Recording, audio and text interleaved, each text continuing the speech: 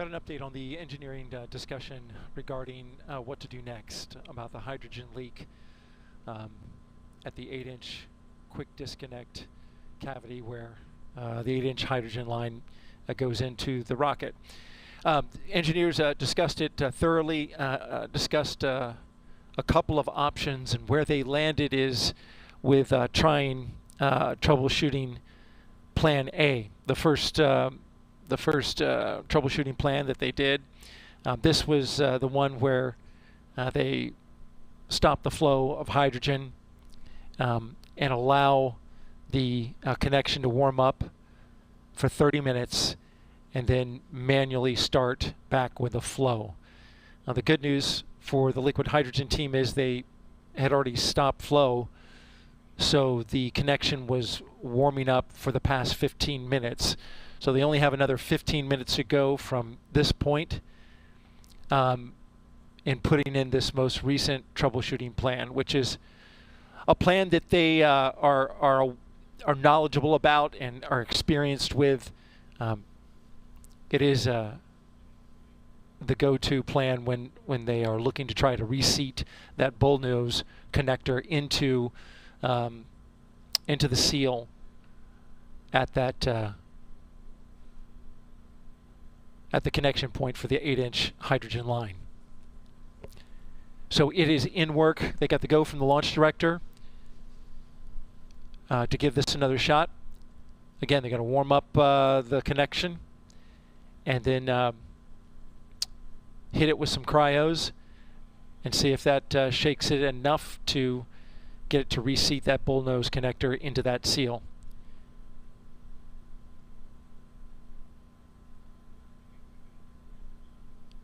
Over on the liquid oxygen side, we are into topping as of right now. Just heard an update from the cryo team. You can see on your screen we're at 99%, almost full. Topping is a stage where it slowly now automatically fills to the 100% level, and then once we get to 100%, then it will go into what's called a replenish mode, which is replacing what is lost from boil off. The tank is boiling the entire time that it's filled and loses an amount of propellant. Replenish puts it back in. All right, we're standing by to see how this most recent, this newest troubleshooting plan goes. This is Artemis Launch Control.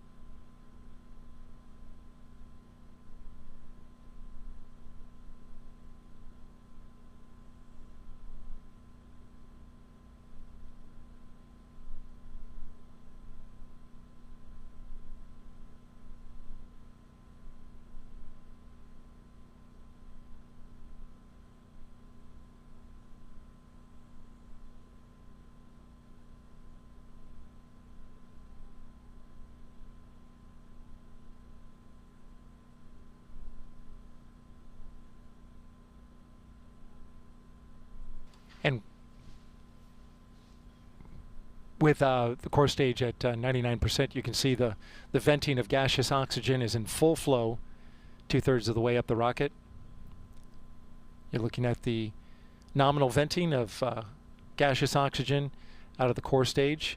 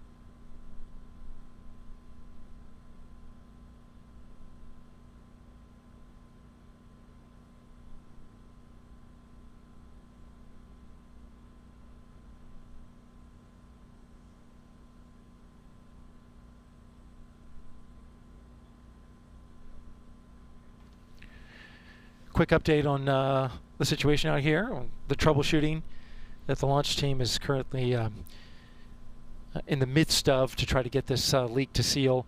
They have completed the warm-up and are now standing by to manually resume hydrogen flow through the line where they have seen the hydrogen leak. At the same time, the launch team that's managing the upper stage is going to start doing their purge sequences for the ICPS, the interim cryogenic propulsion stage. This is at the top of the rocket.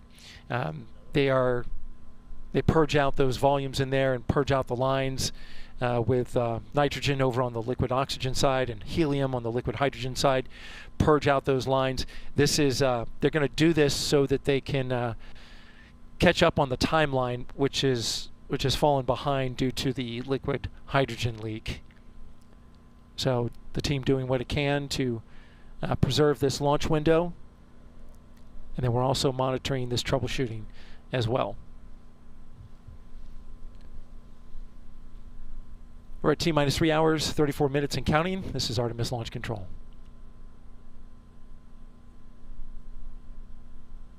And one more update just came in. The core stage is now officially in replenish. The core stage is now officially in replenish for the liquid oxygen tank. And you can see that venting from this shot right here and from this shot, fully venting out of the core stage at the top. Liquid oxygen is good to go in replenish. Still working troubleshooting over on the hydrogen side, which is currently sitting around 9% full. Again, the team getting ready to manually start flow.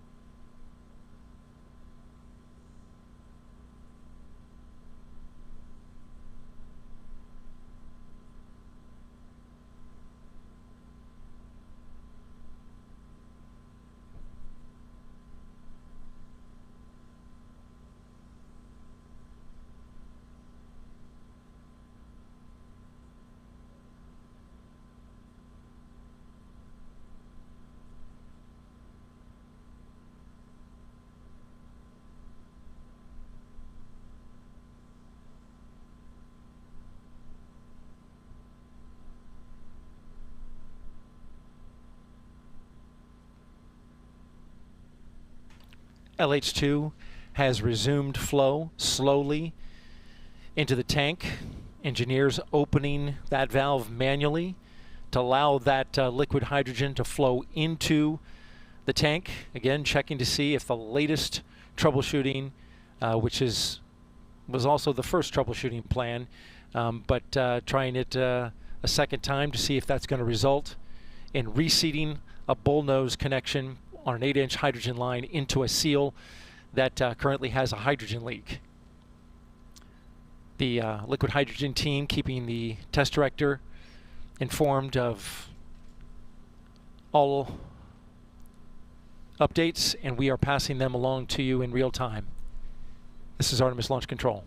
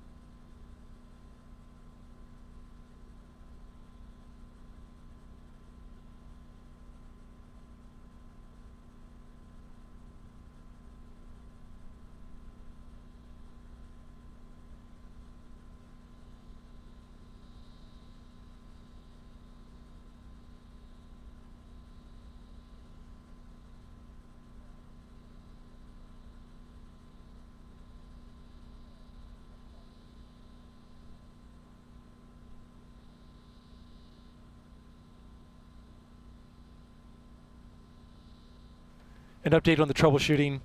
The second attempt at a warm-up of the connection with the hydrogen line did not work. Again, the second attempt to warm up that connection for a half hour and then hit it with cryos in order to get the bullnose connector to reseat in the seal did not work. LHY, the liquid hydrogen team, reporting to the NASA test director that as soon as they resumed flow, when they added any pressure at all, they saw the leak return.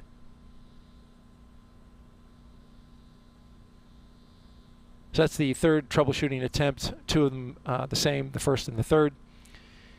Team now is discussing next steps. This is Artemis Launch Control.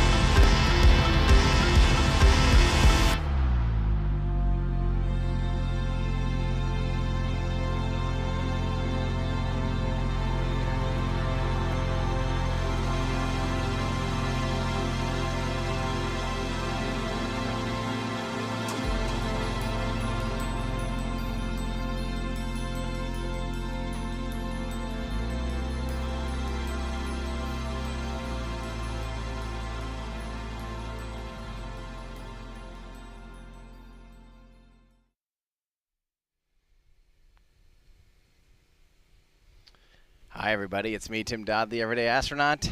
You know what? We're hearing some things around here, around these parts, that, maybe today's launch isn't going to be happening. But we are still awaiting more information as we speak. It's been a beautiful morning, and I appreciate those of you that have tuned in here and been hanging out with us so far this morning. We are without our main producer, Andrew, who is currently working for, ESPN this morning or something. That's what he does for a day job. And, of course, as soon as he leaves, that's when every little thing rears its head. But we are fortunate enough to have some gorgeous 4K, beautiful views of the SLS rocket and for the Artemis I launch that's going to be today. So, yeah, so far, let me give you guys a little update on what we've been seeing. Oh, God, that shot is beautiful. Can we all just appreciate the fact that NASA is sending us beautiful 4K feeds of this vehicle? I mean, we've got our own camera set out and all this stuff, but we're just really, what a time to be alive. Imagine this kind of footage during the Saturn V, during the Apollo program when humans were on board going to the moon. I mean, this footage is just crystal clear. We've been having problems with our overlay, so please forgive us if every now and then it just kind of turns to poop. We've just been riding the struggle bus all morning. We got here 3 hours before we were to go to air, which we had it running totally set up and ready to go last night. Look, our overlay, cool. Who knows why stuff happens? We got here 3 hours early after last night doing a dress rehearsal, and we had everything pretty much figured out by the end of the live stream. I messed up by accidentally streaming live to everyone when we were supposed to just be streaming to our patrons. My bad. But everything else was set up. Then, of course, we show up this morning, turn it all on. It's like, yeah, no, nothing's going to work. That's the way it goes. So what I'm going to do here, I'm going to do this the normal way. We're going to still do a pre-launch preview. We're going to be treating this like, you know what, we're going to see a launch today, and I'm going to tell you all about it. So we're going to go over to a little website called everydayastronaut.com, and we're going to go through the pre-launch preview. You can find these by going to upcoming launches. So, everydayastronaut.com, click on upcoming launches, and you'll see any launch that's coming up. I actually need to refresh this because it still says August 29th. The website crew is going to kill me. I'm so sorry, Trevor. It was the last thing on my mind. I'm doing it now. Website crew, please don't hurt me. Please. So, okay, here we go. September 3rd, 2002. That's this thing is supposed to take off. We don't have a new T0 time, or technically an L0 time. Our thing says T0 when it's active. Honestly, we don't have any updates yet from NASA. We're waiting to hear if there is a new T0 time, or again, technically an L0, which is launch minus. Our clock says T minus because we are rebels. Because frankly, that's all we should see is the T0, the T minus, time minus until it launches. That's all that should matter. I hate the L minus stuff. It's all these weird vestigial things from missiles, basically, getting floated around out there for information. I don't really care. I know it's wrong. We're the pirates, I guess. But we'll update that time as soon as we know anything new and or different. So, So this is supposed to be taking off here in T-minus 3 hours and 38 minutes, but they are tracking some hydrogen leak issues. So we will see if that's still an issue. But let's keep going here. The name of this mission, this is the Artemis I mission, which is the first launch of the SLS launch, the Space Launch System, the biggest, most well, not technically the biggest, but the most powerful rocket that NASA has ever launched. When this thing flies, assuming it beats Starship Orbital, the full stack of Starship, it will be the most powerful rocket to fly from the United States. Still slightly less powerful than the N1 moon rocket that the Soviet Union built in the late 60s and early 70s, but more or less on track. So, for me, I mean, this is huge. This is like the coolest rocket I could possibly see right now because this will be by far the biggest rocket that I'll have ever seen fly. This will be the most powerful rocket to fly in my lifetime. So, for now. Yeah. The launch provider for this is a NASA mission. This is a NASA flagship mission going to the moon. This is it. This is like the beans. No one on board. This is an uncrewed mission, just a test flight, mostly trying to check out the SLS rocket and also pushing the Orion spacecraft further than ever before, because only the SLS rocket currently it's the only vehicle in the world that can take the Orion spacecraft that far around the moon. So this is NASA. It's the prime contractor on this vehicle is Boeing. Aerojet Rocketdyne provides most of the engines on the vehicle. Northrop Grumman provides the solids on the vehicle, so the solid rocket boosters that you see on the sides, those two white solid rocket boosters. And United Launch Alliance provided the upper stage for this vehicle. And then, yeah, it's and Lockheed Martin produced the spacecraft, the Orion spacecraft. The customer who's paying for this is NASA. The rocket is a Space Launch System, SLS Block 1. The launch complex. This is Launch Complex 39B. This is a launch site I've never seen used in my life and still haven't to this date, although we are waiting on it. So hopefully we do see something happen here relatively soon. So fingers crossed, my friends. Fingers crossed. But this is 39B. This is at Kennedy Space Center in Florida here. Man, can you tell I haven't slept almost at all again last night? I was tossing and turning thinking about Dante audio all night. What a world I live in.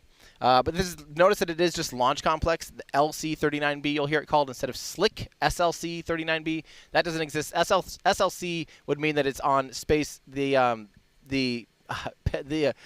what is it now? I can't even remember. Cape Canaveral Space Force Station. Man, I am out of it. Cape Canaveral Space Force Station would be all those launch pads there are considered SLC, Space Launch Complex. So the fact that it just says LC, Launch Complex, that means it's at Kennedy Space Center, which I can see both of them from where I'm sitting right here. Just a very small divide right there. Everything else, like that's over there is Cape Canaveral Space Force Base, Space Force Station, and over here is Kennedy Space Center. So they're just kind of a little bit arbitrary, but fun to note nonetheless. Where is the spacecraft going? It's going to distant the payload mass. This is 26,520 kilograms to lunar orbit, plus a few small sats as well. That's the very upper limit of what the SLS rocket can take on a translunar injection. Where is it going? It's going to a distant retrograde lunar orbit. So that's an orbit that's backwards from the orbit of the moon around the Earth. So retrograde. And it's highly elliptical, so it's going way beyond the moon, and it's at closest approach. It's only something like 100 kilometers. At furthest, it's thousands. I don't remember exactly how many thousands. A lot, a very very long ways beyond the moon on its highest point of the orbit. Will they be attempting to recover the first stage? Nope. Recovery is not an option with this vehicle. When this vehicle was designed, the idea of reusing a first-stage booster of this size was considered just obscene, way out there. You know, look at how hard it was just to develop a simple expendable rocket.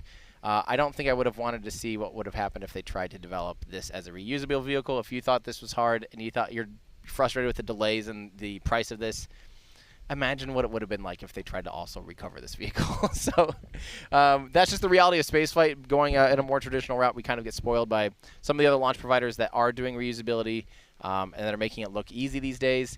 It's still not easy. It's not easy, and 12 years ago when this vehicle was being drawn up, it wasn't considered feasible at this scale at all.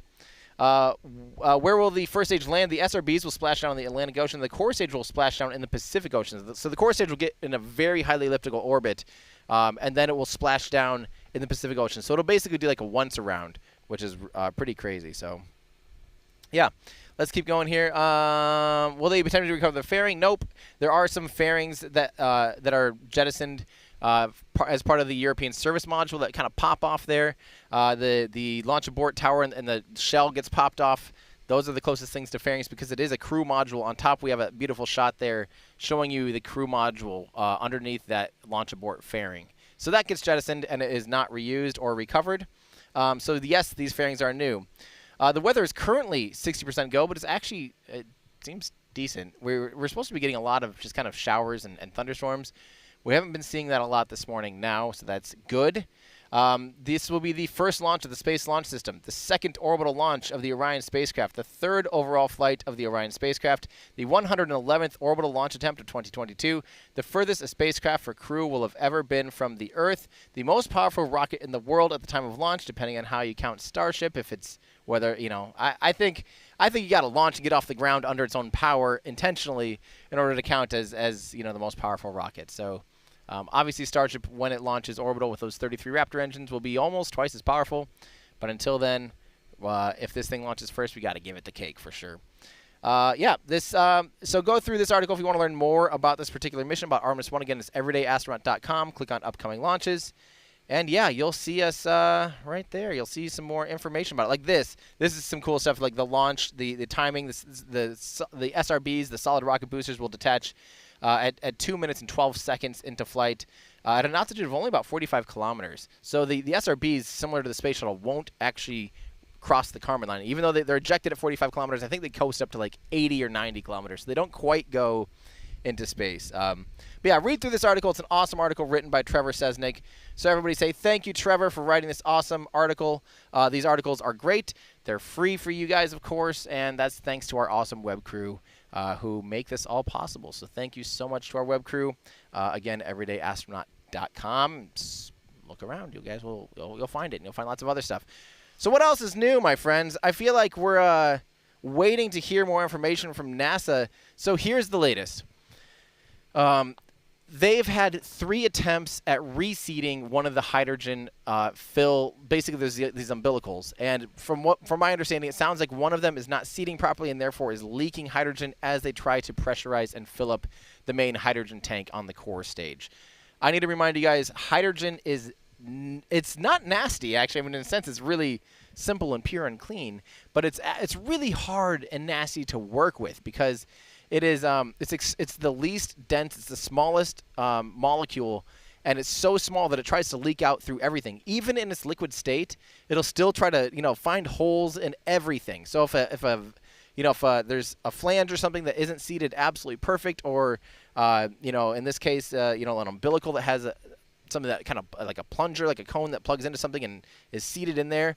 If there's any room for this hydrogen to leak out, it will. It will find it. Life will find a way. It's almost like Jurassic Park of the molecules. So, yeah, it's not great. The teams have tried 3 times to get it going, and unfortunately, the latest we have heard is that they have not been able to get it going. So to get it to feel like it's seeding, and what they're doing between those times is basically letting it warm up to kind of come back down near ambient temperatures, and then beginning to flow hydrogen again through it, and that just does not seem to be working. So, yeah, it's not ideal. I will tell you that. It's definitely a little bit frustrating for the teams, I think, because this is a similar thing that they've been working with the last couple days since their last attempt on Monday. The scary thing for me and my team is we really need to get this van on the road pretty much tomorrow. Monday would kind of be the latest. They do have a launch opportunity Monday and technically Tuesday to reset and try it again Monday and Tuesday. I'm still trying to figure that out.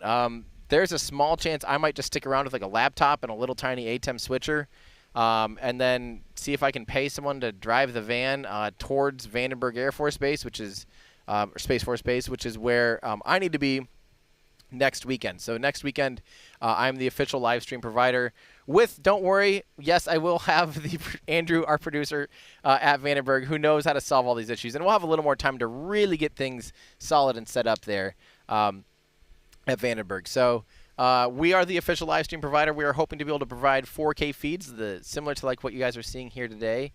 And who knows how it'll go. For some reason, we keep having a problem, and sorry about this, we keep having a problem where our overlay is like turning on and off, and every time you switch views, it goes away. Try, you know what? I wonder if it's like we're backwards in one of the things. Go into ME1 and try hitting key, that key 1, and just punch it up manually. And we'll see if maybe like we might have gotten a thing where it's like turning it off and then turning it on like backwards. So now when we switch, okay, turn that back on. Maybe key 4. Pardon us. We're literally Allie's doing a fantastic job, literally learning on the fly. Like, had a quick rundown just the other day, and we're just totally winging this stuff. So yeah, please excuse our ignorance on knowing how to run a show. I love that GIF in Discord. Oh, that's amazing. So yeah, let's keep going here. That's the latest. Again, like I said, we are waiting on an update from NASA on what the teams are going to do, whether or not it's actually a scrub or not. We're going to find out. So I wouldn't be surprised at all, honestly, if this thing does scrub today, just because they have been kind of having the same exact issues. So let's see where we can get here. Let me try to get some of the stuff here from you guys. This is a great question from Jared. Hopefully that's showing up. Oh, that's not showing up either. Let me see if I might. Oh, there it is. What was the trick? How'd you do it? You have to manually turn it on every time? Well, we don't know what we're doing that well. We've had multiple. The overlay has been giving us just the biggest trouble today. But there's our great question. Thanks for the coverage. How are you getting the NASA feeds in? Is it SDI, NDI, RTMP, RTCP? How's your new van setup going? Well, I would say in general the van is goodish. I'm just losing my mind a little bit, just trying to manage how to run it, especially without Andrew. We're just kind of thrown into the lion's den, and I'm quite impressed that we actually have a feed going, and it looks great. That's what's important. It looks great. It sounds great. Yeah, there's a few bugs in the background, but you know what? Who doesn't have a few bugs in the background, right? But what NASA does is they provide us some fiber. So we actually have up to 16 channels of fiber optic, which have mostly clean feeds. We're supposed to get a clean ISO, like an isolation feed of their broadcast without their overlays and without their announcers and stuff. It's not that, which is not great because we're kind of relying on that for some things. But we picked and chose some other views, such as this beautiful view. And then we have to take that fiber optic. We've got a 1,000 foot of fiber optic, a 12-strand, I think, fiber optic, or 16-strand fiber optic, just giant spool. We send that back to the truck, the van behind us, and then we convert from fiber into SDI using some little Blackmagic converters. We have 6 of those. That was about all I could possibly afford at the moment because each channel to get 4K from fiber into SDI is something like $500 or $600 or something. So yeah, we've got like $3,600 or $3,000 just in converters to make it so we can pull these feeds in, which is just the silliest thing to me. Live production is just a world I don't think I should be getting into. But yeah, that's how we're doing it. We pull in the fiber, and then also all of our local cameras are all over SDI. We do have one that's over NDI because it's too far for an SDI cable, so it's going out over Ethernet and NDI. So, yeah. So this is from Choco later. It's Moon O'Clock. Absolutely. Thank you so much for your super chat. Of course, if you guys have questions, throw them into the chat. You don't have to be super chatting. If we see a good question and it gets into our queue, we'll try to answer it on air. I'll get through as many as I can. September 3rd, 2002, is that what it says somewhere in our thing? Or what's 2002? Did I put that somewhere? I guarantee I have that somewhere. Probably like in our in the description or something. I can't wait to find where I put this. Or is that in our website? Is it in our website? I want to know. I know I mess up everything basically. I'm at the center. Oh, that's right. I don't know where that's at. I'm not sure why that would be, but okay. Yeah. Let's see here. Hopefully it's back up online. Ironically, I put up the best launch day coverage ever. Keep it up from Jacob Durr. As we are experiencing, for some reason, if anyone out there works for Teradek, we have a problem with your core and cloud. Our core encoder in the cloud decides to just randomly stop sending it to YouTube. We don't hit stop or anything. We have fantastic connection here. For whatever reason, the core just decides, I'm done streaming to YouTube, and we have to manually restart it. We have no idea why. I've looked up a bunch of stuff. The scrub is basically official, though, which is a total bummer. I'm going to keep answering you guys' questions since we have everything set up and since we've been here for all day long. Setting up, woke up at 4:30. Might as well have you guys be here to help answer some questions. Yeah, from Rip93 Ford saying, I got some Flex Seal if NASA needs it. 12 months of membership from Conleth Byron saying, let's go. Thank you so much. Thank you from the Nerdle community. I appreciate that, Jay. Astronaut, September 3rd, 2002, an alternate universe where the shuttle didn't exist and we had SLS. Oh, man. Yeah, that'd be crazy. Let's see. This is from Jasper. When a launch is scrubbed, do they roll the spacecraft back to the hangar or leave it standing? And why do they do either one? Very good question. Great question, which is why it ended up in our queue. Thank you so much for that question, Jasper. So this vehicle in particular can stay out on the launch pad for about 2 weeks or 20 days or so, around there. And it has a few limiting factors. So it is limited on how long. There's actually batteries that run the flight termination system, the system that would make the rocket explode intentionally, literally with the push of a button, if necessary, if the vehicle is losing, going off course or losing an engine or something like that. They have flight termination systems to keep us, Orlando, Titusville, everyone safe, because obviously the last thing you want is a vehicle going out of control. So they have the ability to terminate it with a flight termination system. That runs on batteries, and the only way to recharge those batteries is by bringing it all the way back in to the vehicle assembly building, which is right over my shoulder here. So that's one of the big things. Obviously, if they had to do a major mechanical repair, like replacing a full valve or taking an engine off or putting it, replacing an engine or something like that, it does require it to roll back to the shed, as we might say. That is the vehicle assembly building. So, yeah, that's... For the most part, the vehicle is capable of sitting out on the pad for a couple weeks, 2 to 3 weeks. And, yeah, sometimes they just roll it back if it needs some serious refurbishment. Let's see here. This is an interesting question. What NASA needs to do is get rid of all the bureaucrats. This is a statement, sorry. Tell the meddling politicians and lobbyists to do one and just let the actual rocket science and engineers run the place. So that's what, to me, that's what the commercial program is kind of doing, is actually getting some of that politics out of the way, which to me has been leading to a much more successful program. We've seen the commercial crew program just be fantastic. SpaceX, especially on the SpaceX side of things, has flown more people than I can keep track of. They just got another contract signed for even more flights to the International Space Station. Yeah, that to me, that's kind of the whole thing, is as things are moving more and more into the commercial crew program and into the commercial sector, and doing fixed price contracting instead of cost plus. So that's the biggest issue with vehicles like this and the more traditional way of doing things is cost plus contracting. You basically say, hey, we'll pay you to build this rocket. Here's our plans. We design these plans. This is our rocket, but we don't build rockets here at NASA. We need contractors to do that. So you guys build it, and then just let us know how much it costs. Here's our budget, but just let us know.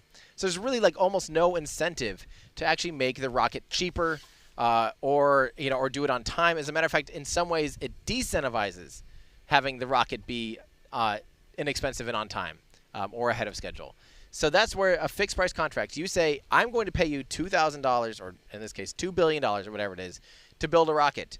If you go over budget and behind time, that's on you. We're just going to pay you this flat amount. So, yeah, that's what the commercial crew program is. Yeah, that's what it's been showing and proving to be fantastic for. Thank you so much from Earthing. I really appreciate that.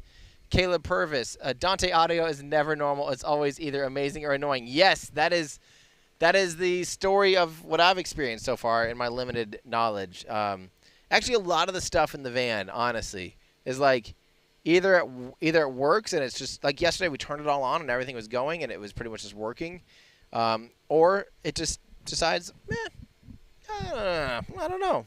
I don't know what my source is. What's my source? Yeah, it's been a learning, a big learning experience for me because I don't know much about it, unfortunately. So yeah, we're currently expecting to hear for sure that we are going to get a total scrub, a reset, but I don't know if it is 100% official. Yeah, do we have any updates in the control room? It is not 100% official yet, so we're going to stay here until we know for sure.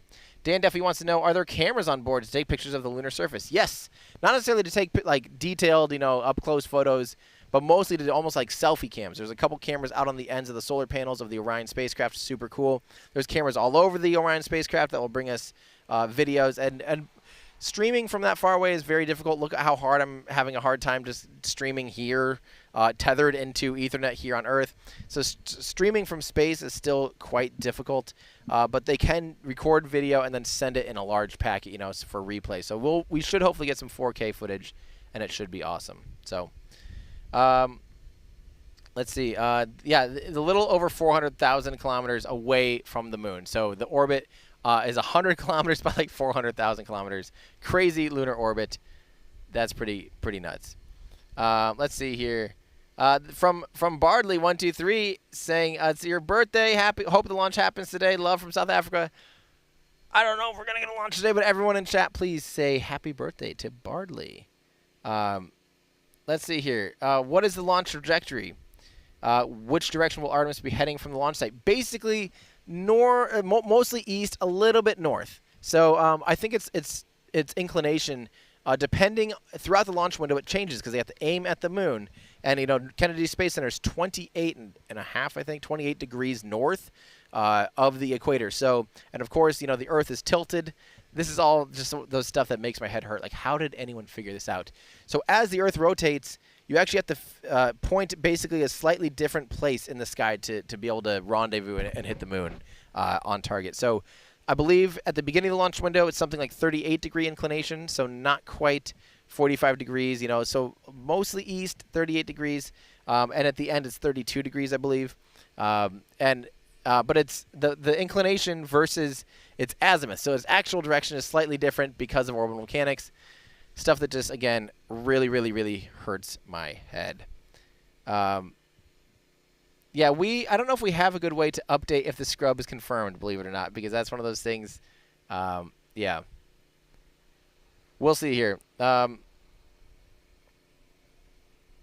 So yeah, this is fairly true here from Progressive Solutions, saying when President Obama rightly canceled the Constellation program, Congress screamed and demanded a replacement so that all the subcontractors' jobs in their districts wouldn't be lost, hence SLS. I mean, it is teased to be the Senate launch system. I personally think I don't really care the politics of things. I just think this rocket, for all of its flaws, I'm really happy that it exists, because I do think if we didn't have this rocket getting this close to being ready to launch and ready to fly humans, who knows how much longer it'd be before we see humans on the moon. I don't want to bet on any one person. I don't want to bet only on SLS working perfectly and being a huge success. I don't only want to bet on SpaceX figuring out Starship and having it be everything they've ever hoped of and everything they've ever promised and dreamed of in order to get back to the moon. I just don't think that's smart. I'd rather have multiple. I want my cake and I want to eat it too. I want all of the options on the table.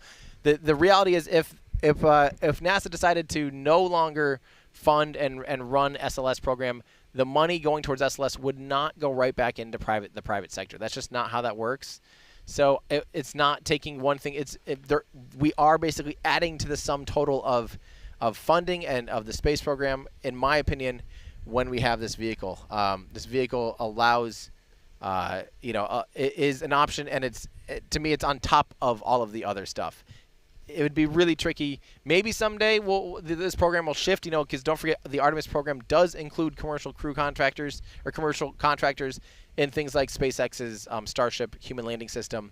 So I see the Artemis program as evolving, and I believe it to be it'll eventually transition into that of purely commercial programs. But for now, we have to have a vehicle to get humans to the moon safely and back. So, yeah, that's yep.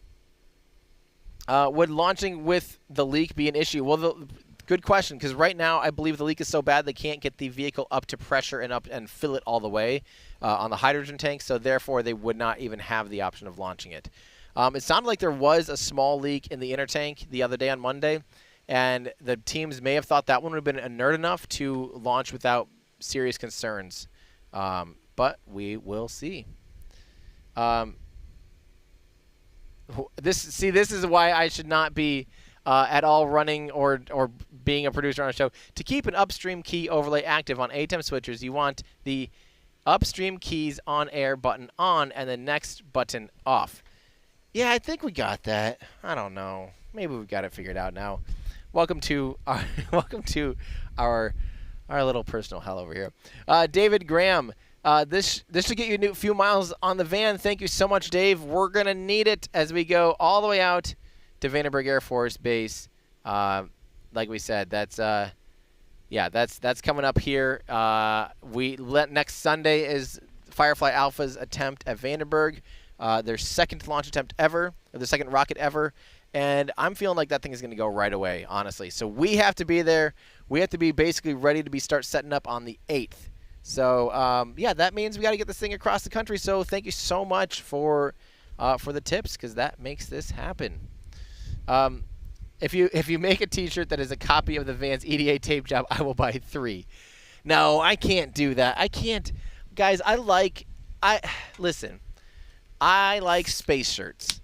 I like space shirts a lot. I just don't want them to start feeling really campy, or like we're, just at a like a cave in Kentucky's visitor center, like, I done see the cave. Where were you? Like, I don't know. I I'm really proud of Allie's Gravity Coast graphic design work, such as this RS-25 T-shirt. I think it's cool. We want to make it cool, and I don't know if that's actually that probably could be cool. Honestly, the Everyday Astronaut, the EDA just crossed out on the front of the van. That actually kind of could be cool on a T-shirt. I don't know, cool or not? You guys tell me. You guys tell me if it's cool. All right. This says paying for the van video. It looks great. Thanks for all your hard work. Thank you so much, Robert. I really appreciate that. This is thanks for buying the fiber. Yes, fiber is expensive. Thank you so much for that. Let's see here. This is from Andrew67. I think you can safely plan on going to California and back before SLS is ready to launch, maybe later this fall. I am not going to be at all shocked if it does roll back to the vehicle assembly building. I think there's a lot of little things they need to tweak and work on. They still have not got all the way through a proper wet dress rehearsal. Again, hydrogen is nasty. There is a reason that SpaceX is not using hydrogen as their fuel on the Starship vehicle. It's hard. It's really hard to work with. It's extremely efficient, and it makes great. It's an awesome upper stage fuel because of its potential to have a very high specific impulse. But man, is it finicky! It's awfully finicky, not fun to work with, and we've been seeing those problems here crop up on this vehicle all throughout, even wet dress rehearsal, and all of this. So, yeah. I'll just say one thing about this. I think the Soviet Union probably would have called us out since they, tracked the progress of humans going to the moon, and they were kind of racing us, and they were kind of our enemies. I think they would have probably been like, that was fake. Instead, they congratulated us and said, "Good job on getting to the moon." That's my favorite one. Is like, obviously there's a lot of things people can believe in things, but at the end of the day, just talk to the people that are trying to run a disinformation campaign against you. And if they're saying congratulations, maybe there's something to it. When can they attempt to launch again if they go past the 21-ish days they have on the launch abort? So the next opportunity, I believe, technically there's one at the end of September, but I think that one is because it has to align with going to the moon. So I think the next realistic opportunity was in I'll try to find this on the web browser. There was a really, really good website, a really long a really, really, really long PDF that NASA put out, and it is awesome. Let me see if I can find it here. NASA Artemis I. There's a big fat PDF presser that had every launch opportunity in it. Let's see here. Media resources. I'm going to find this thing here. Let's see. Artemis overview. Maybe this is the big fat. Nope, that's not it. Artemis launch periods. I don't know. This will probably answer it. But, okay, so September 19th through October 4th is the next possible time that this could launch. I'm guessing it'll roll back, and it won't be able to catch that next window. So it sounds more like the more logical thing would be October 17th through October 31st if this thing rolls back to the pad or the vehicle assembly building. So, yeah, that's most likely what we're going to see is something more like that. But we will see. All right, let's keep answering you guys' questions here. Thank you, Arvid. I appreciate that. Yeah, obviously you guys know, like I said, I've explained already a few times that, we have a few issues still with this system, and for whatever reason, Teradek Core decides to just go offline and stop streaming to YouTube, and that's been our biggest problem. Other than that, our connection's actually really solid, and our stream should be, yeah. Where is the broken valve? So it sounds like right today the main issue is not necessarily a valve. It's the seating of the quick disconnect. I might be wrong on that because I've been tracking a lot of other things on our end, and I've been missing a couple times that we get an update. Have we got an update lately? Am I missing those, or is it just like radio silence from NASA? I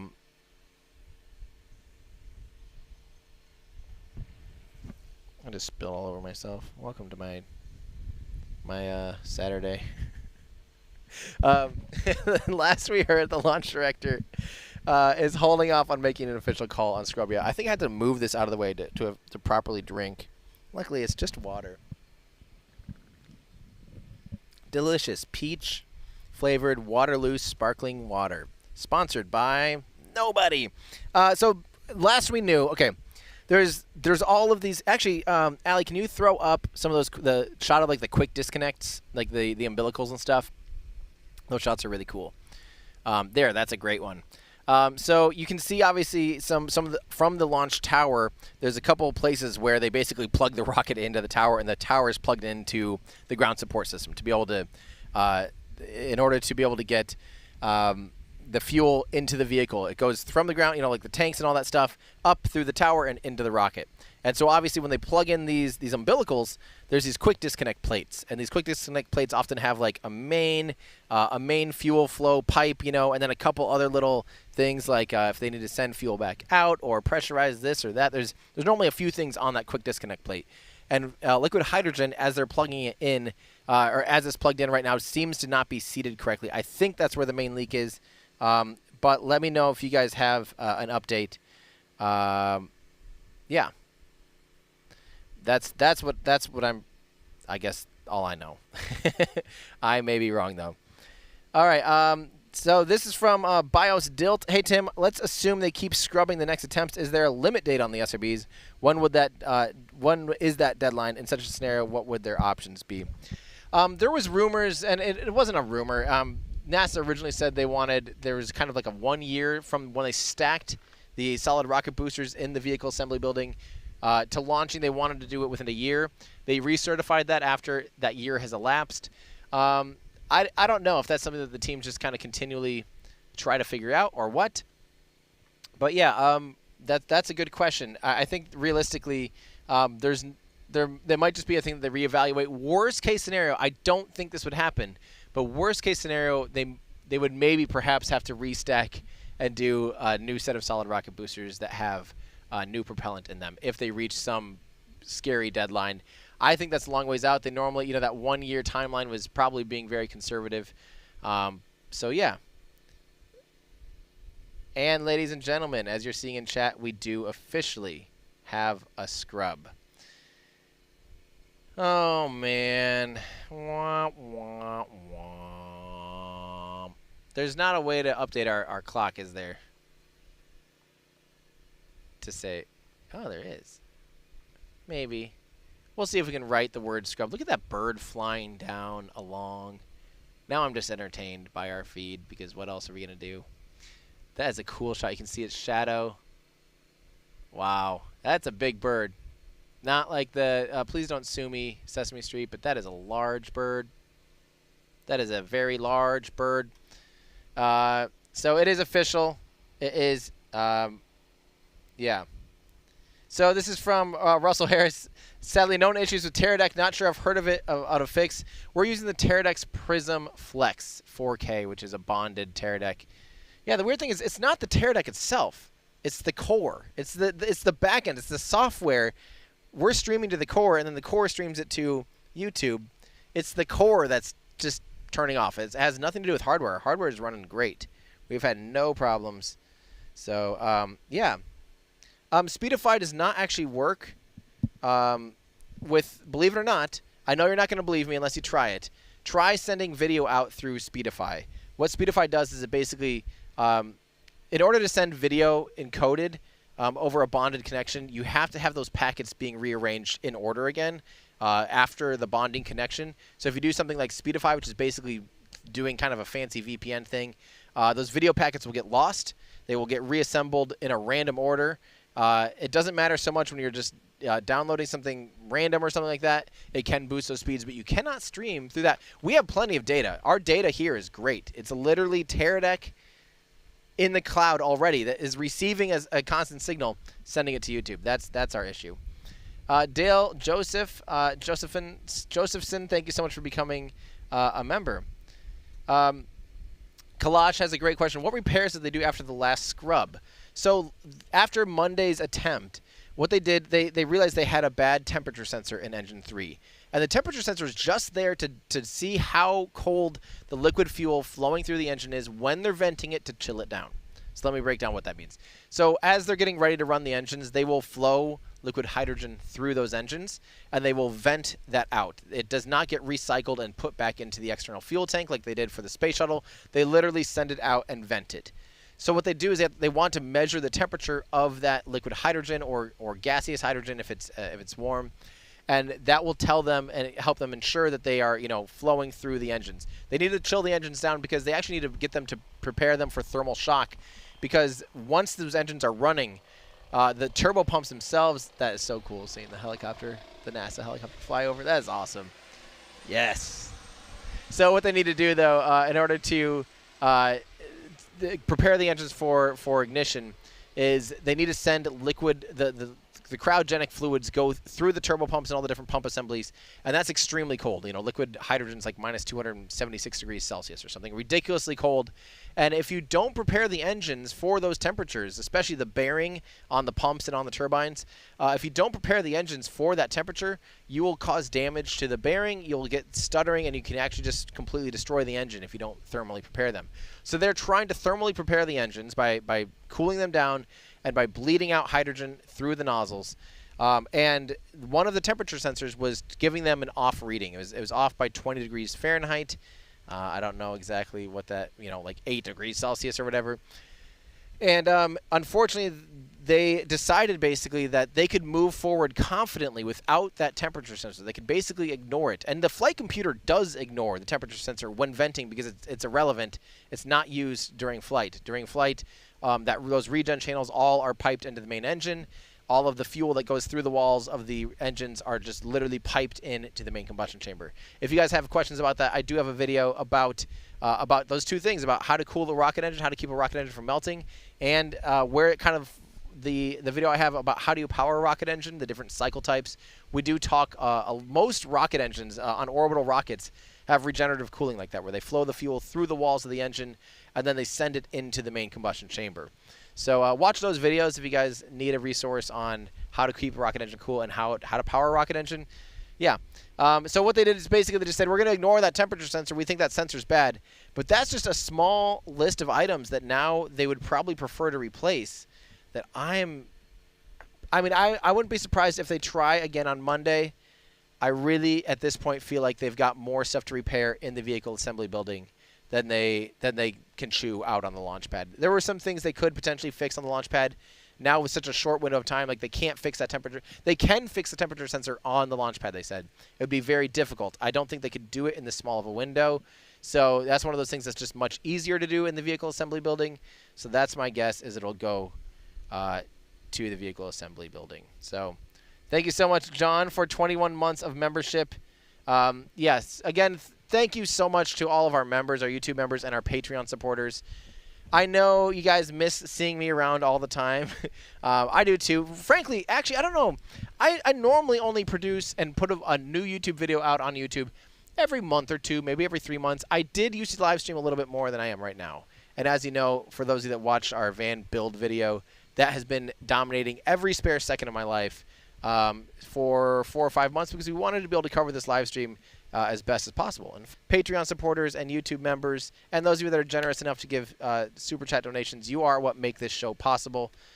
Biggest thank you to all of you that do. I mean, it pays for the things like the enterprise data, our fiber optic lines, our gas for the van, the Airbnb, the rental cars, flying people in and out, paying people to be here. I mean, as this scales up, it's definitely, the profit's not scaling linearly. As a matter of fact, it's to the point where I'm quite certainly losing money, but that's not the point of this. The point for this is to give you guys the best coverage possible.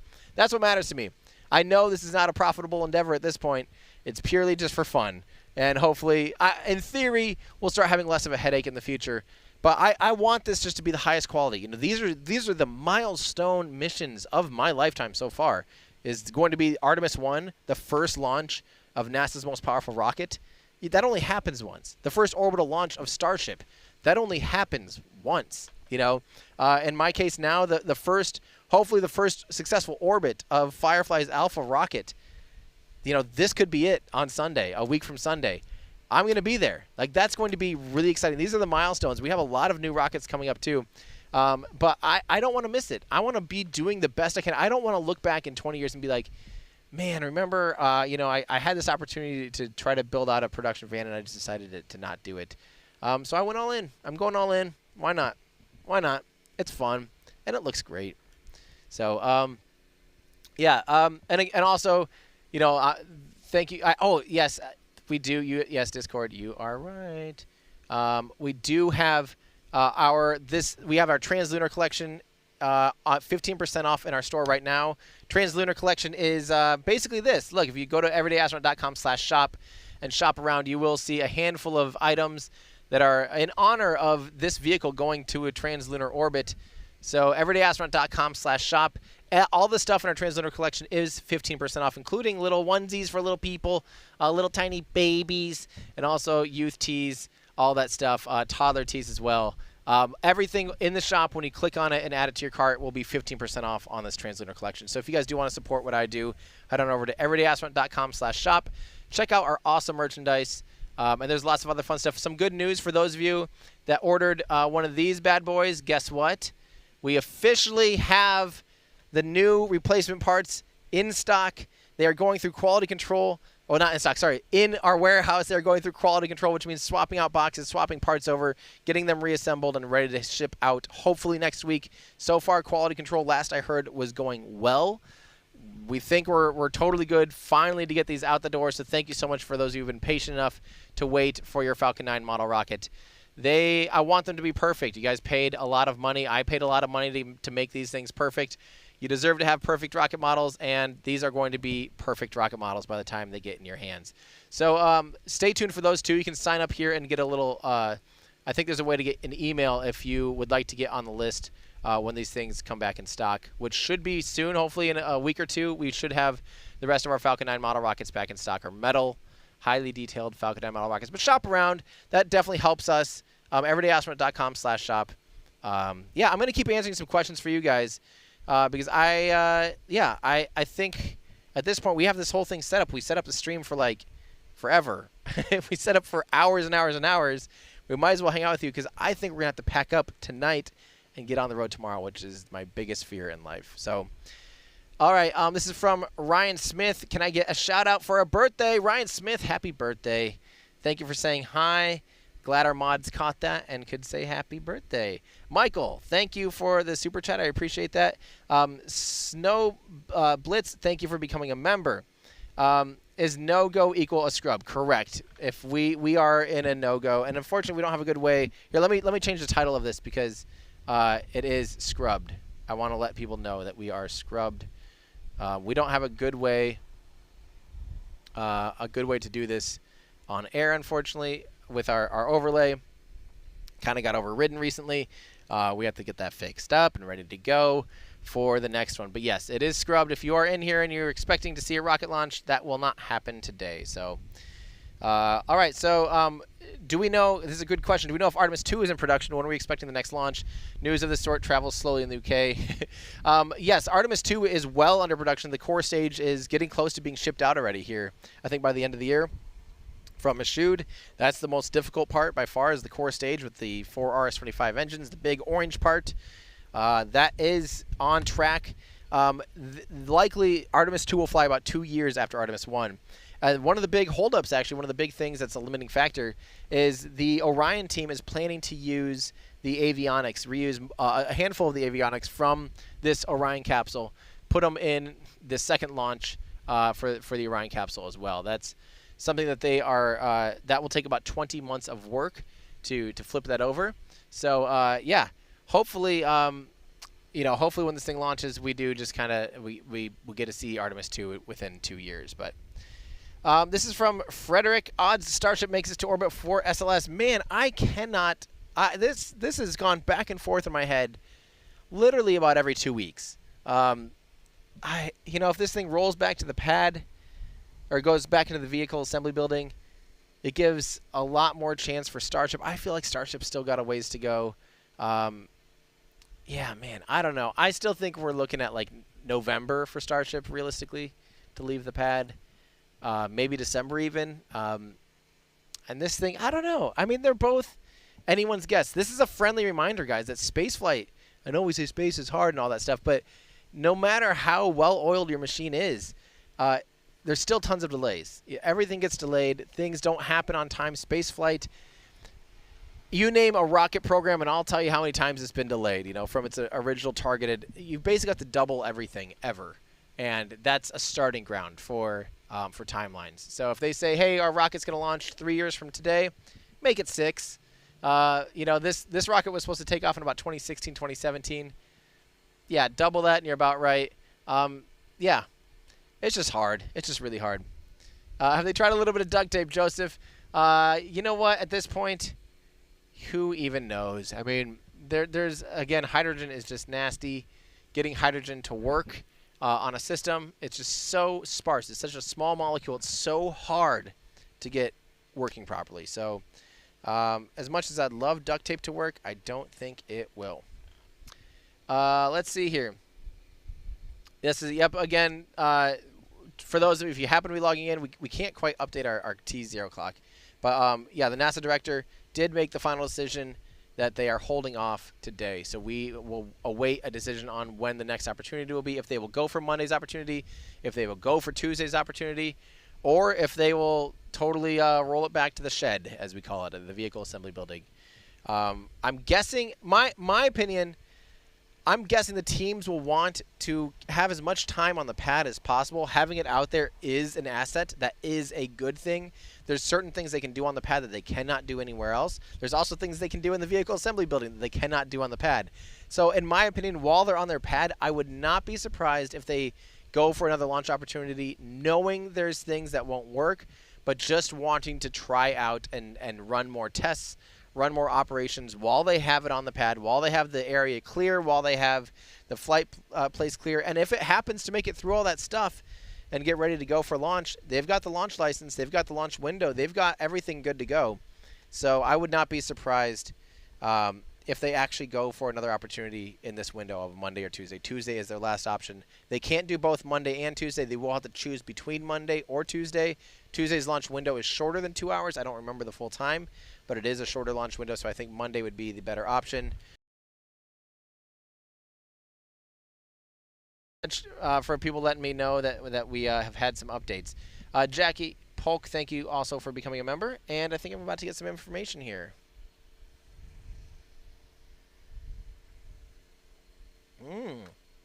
Thank you for that. Tuesday, if they were to opt for Tuesday, it's only a 24-minute long window, as opposed to the 2-hour windows. That's because of the alignment of the moon. Their elliptical orbit that the SLS initially gets it into has to be aimed at the moon, or where the moon will be when they do the translunar injection. So there is a small, a window of when that stuff all lines up with where the moon will be in the lunar, the moon orbiting the Earth. So yeah, the moon orbits every 28 days or whatever. And that's what we see these cycles. It's basically once a month ish. There's an opportunity to do this for a handful of weeks. So yeah, that's what we'll have to wait and see, I guess. Thank you so much, Snowblitz. I really appreciate that. We're trying really hard to do our best out here. I do appreciate that you guys have patience with us, and I do appreciate that you appreciate the fact that we're able to pull off a 4K stream, because it is very hard. I can't even begin to tell you how much work. Again, watch the van build video if you guys are bored. I know it's different for the channel, but it will give you some perspective on like what it takes to do this and what it takes to do it successfully. Which, you know, I don't know if how you define success, but I think we're doing decent. We're getting there. I mean, yeah. Let's see here. So thank you so much from Scott Hames for becoming a member. This is from Starsquid. Starsquid, I am right here with you, my friend. I just want people to land on the moon in my lifetime. Laugh out loud. Yes, I am in the exact same. That's it. That's it for me. I just want to see people walking around on the moon in 4K. That gorgeous footage, or stills. But the film, you know, the 8mm and 16mm film on the surface of the moon, the video just definitely was, you know, and the broadcasts, you know, left a little bit to be desired, in my opinion. So I would love, I can't wait for humans to get back on the moon, spend some significant amount of time there, and to have much better footage of us on the moon. It's been too long. It's time. So let's see, from Ally, say brown rocket, so cool. Yeah, I don't know if I'd consider it brown. I'd call it more orange. But it is. I honestly think this is one of the coolest looking rockets, in my opinion. I don't know. I just think it looks beautiful.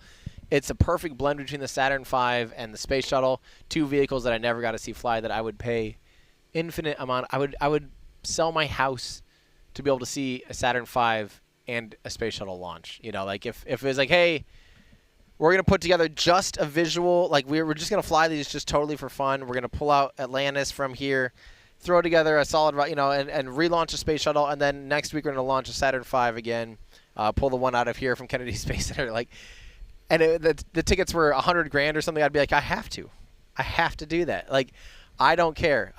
So yeah, that I have a fondness for this vehicle. It strikes a chord with a bit of nostalgia, even though it's brand new. I do love it. So, I know Charek, says the guy who made a Falcorn T-shirt. That's kind of the shirt that pushed us over the edge. We no longer are doing corny T-shirts, right? Haha. That was the limit of corniness. Just like I used to wear a spacesuit running around, and I made that show with Facebook Watch when I was officially produced show for Facebook Watch, and that kind of pushed all of that to the edge. I kind of got over that at that point. It's just like, you know what? I think it's fun, but it's not. You also don't want to ostracize your audience. You know, you guys are sitting here. There's still 19,000 people watching. I think if I was talking to you like you were children and gallivanting around in a spacesuit, you might not take it seriously for some reason, and you very well would have the right to just leave because you'd probably be annoyed. So I decided to kind of change the tone and make sure we aren't ostracizing anybody, that we're, you know, still having fun. I want to have fun. You guys know I lose my mind when I see these things because I just can't help it. I promise it's not a show. I'm being as restrained as I can.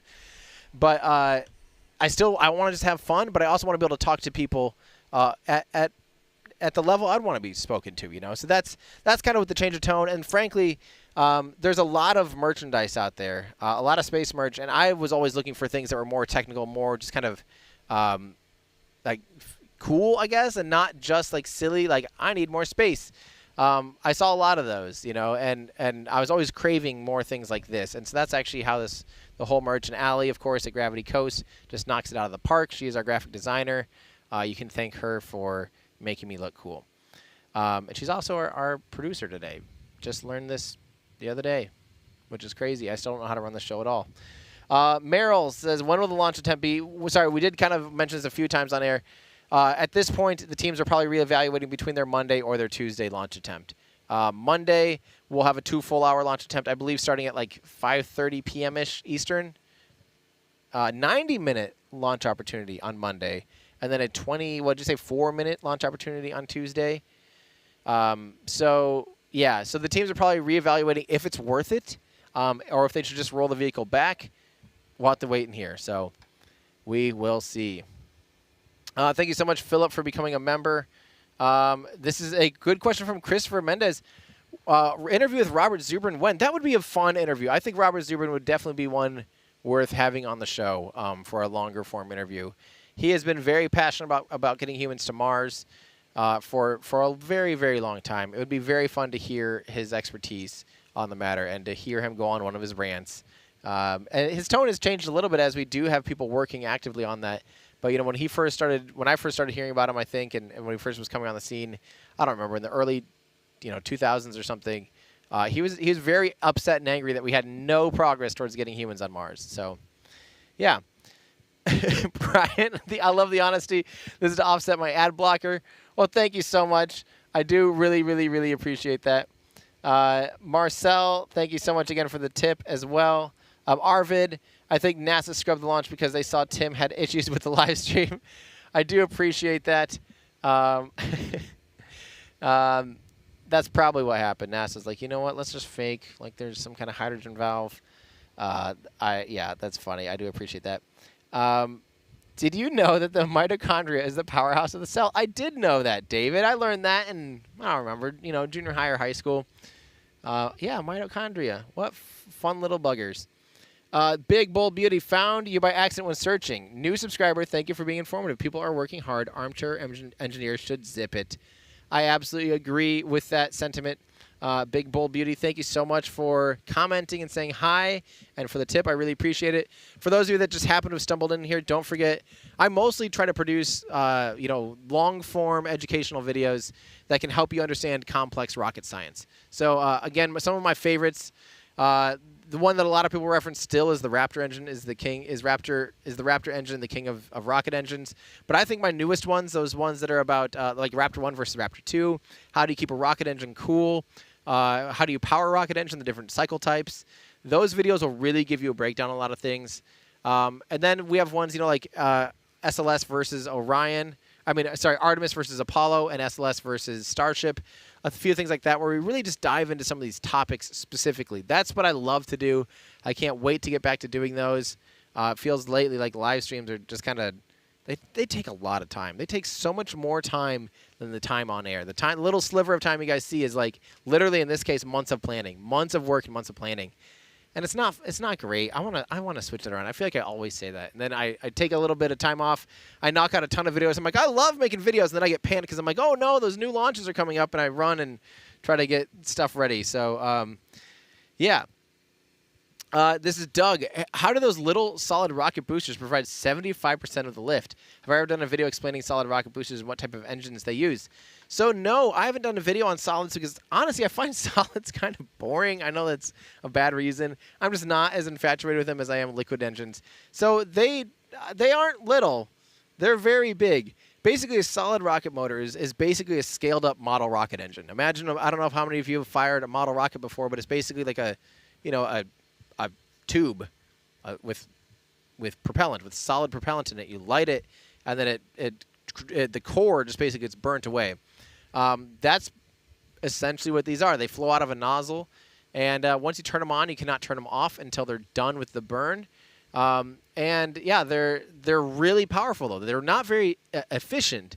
Solid rocket boosters just can't reach the efficiency levels because they have a lot of heavy elements in them, and like alumina. Or aluminum, but they call it alumina for some reason when it's being ejected. Oh man, I love that Volvo station wagon. Sorry, I get distracted by cars. I gotta say though, like solids just aren't as exciting to me because they're less efficient. They're just kind of big, dumb boosters, frankly. Although there's a lot of technology to make them to work reliably and even steer. Like these engines and the solid rocket boosters from the space shuttle, they could actually gimbal and steer a solid rocket booster, which is really cool. So, yeah, they are very powerful, though. They're extremely powerful, but they only burn for about 2 minutes and 12 seconds, if I recall, and then they're jettisoned. And that core stage with all of that, with the hydrogen, burns for like 8.5 minutes.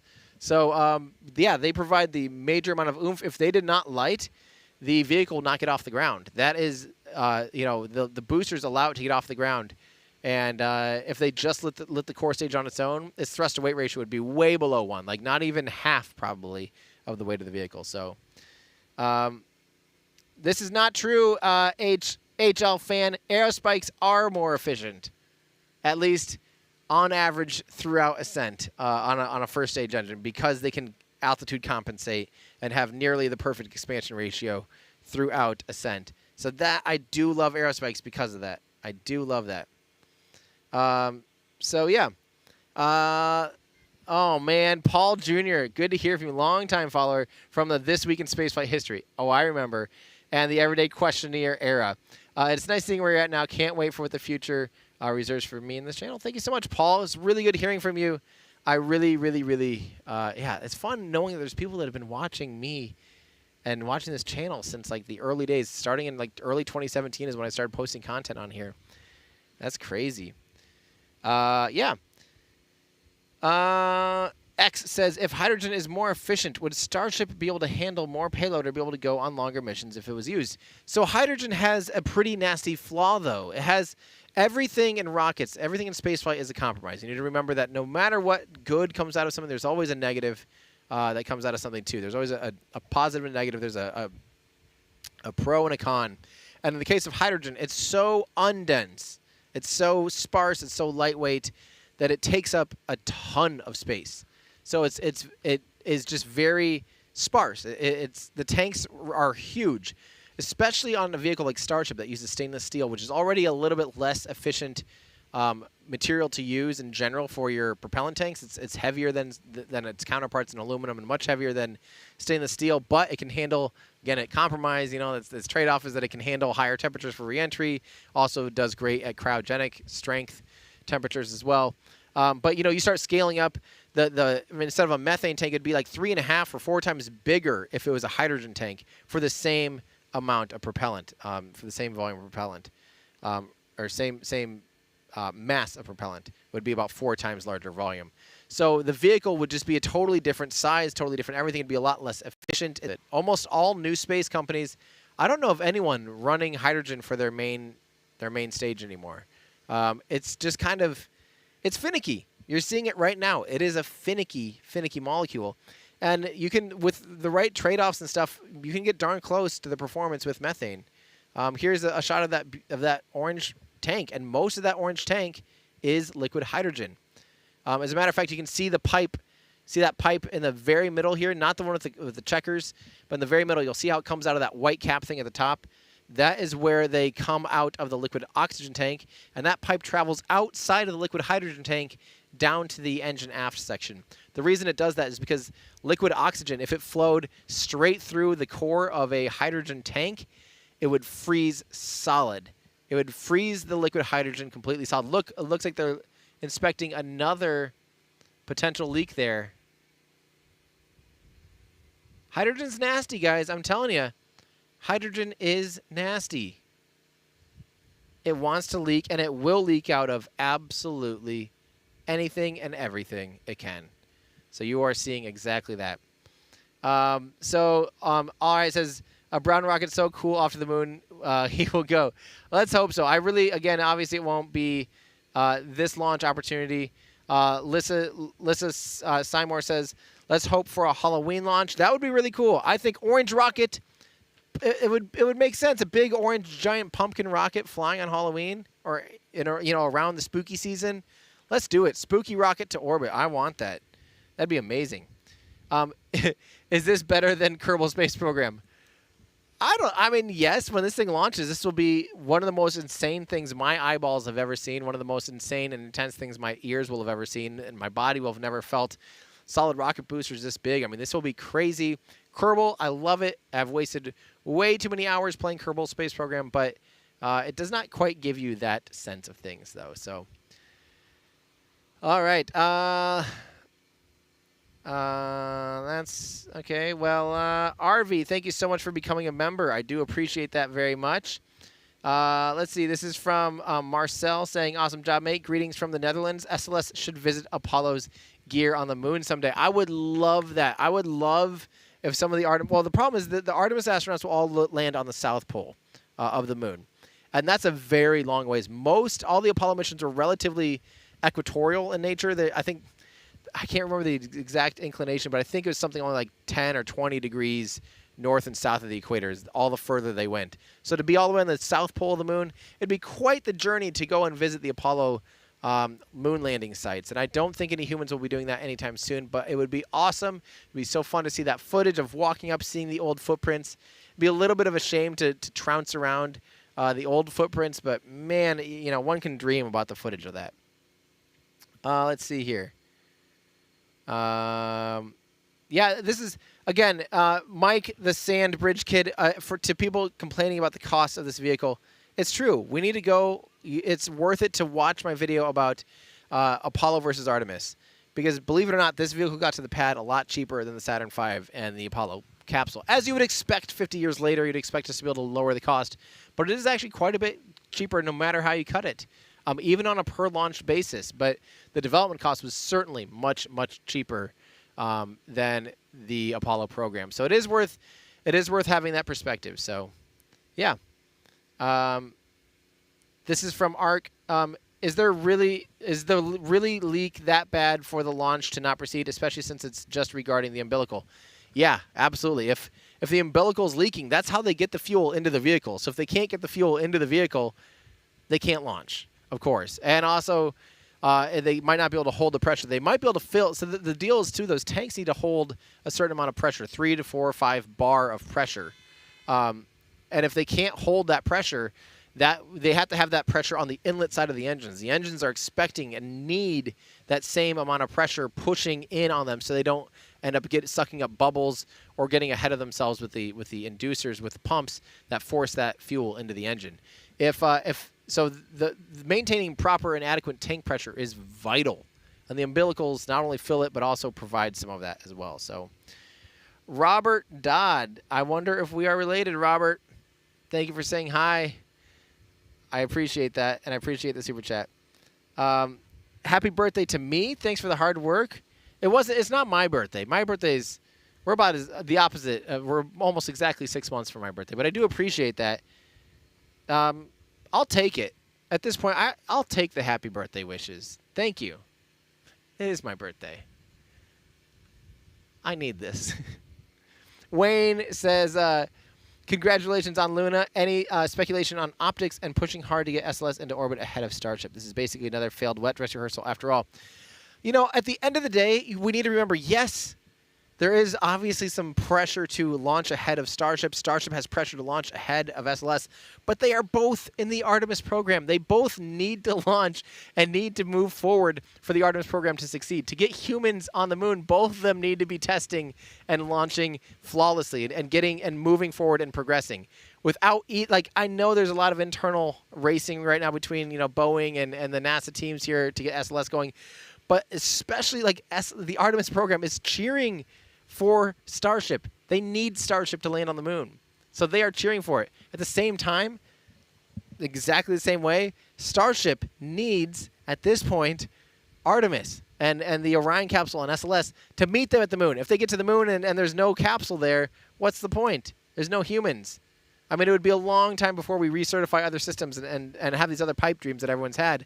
It'll be a long time before we move on from that. We need this to maintain any kind of decent schedule. We need both of them. So to me, yeah, it's not optics. It's just both of them pushing and both of them getting, you know, going as fast as they can, working the issues. We need to remember something, guys. I feel like people often think this is, you know, these guys don't know what they're doing.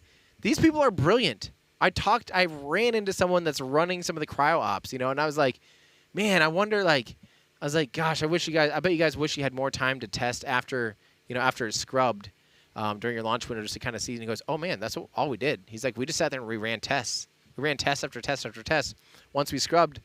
So we had more data. You know, we think often like, oh, these guys don't know what they're doing. They know what they're doing. They're just trying their hardest. You know, trust me, I don't know what I'm doing. I cannot get this van running for the life of me without Andrew and when things go wrong, I just don't know how to fix it.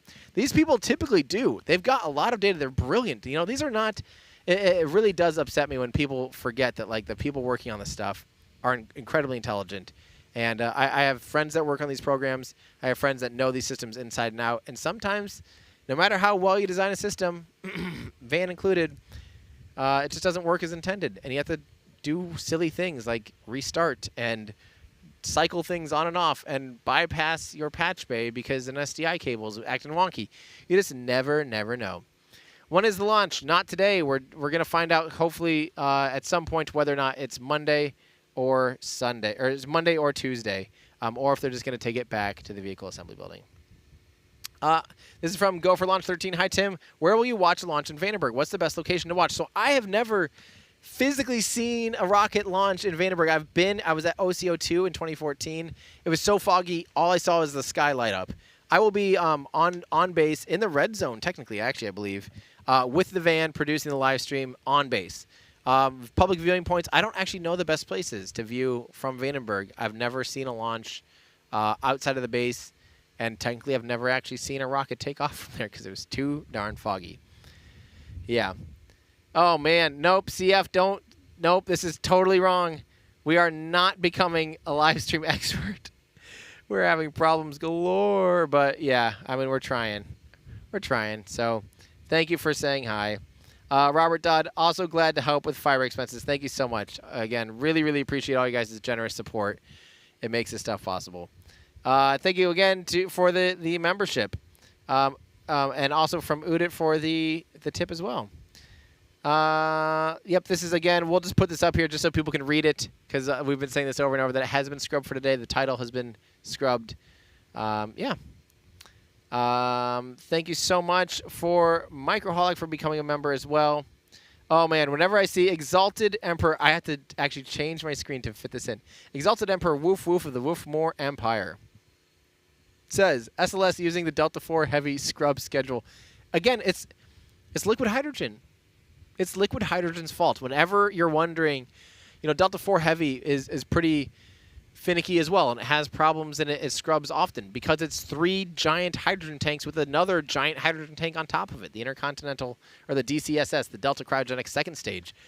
It's a giant hydrogen vehicle, and yeah, hydrogen's hard to work with. You know, that's exactly why that vehicle scrubs more often than some other vehicles, because it's a nasty fuel to work with.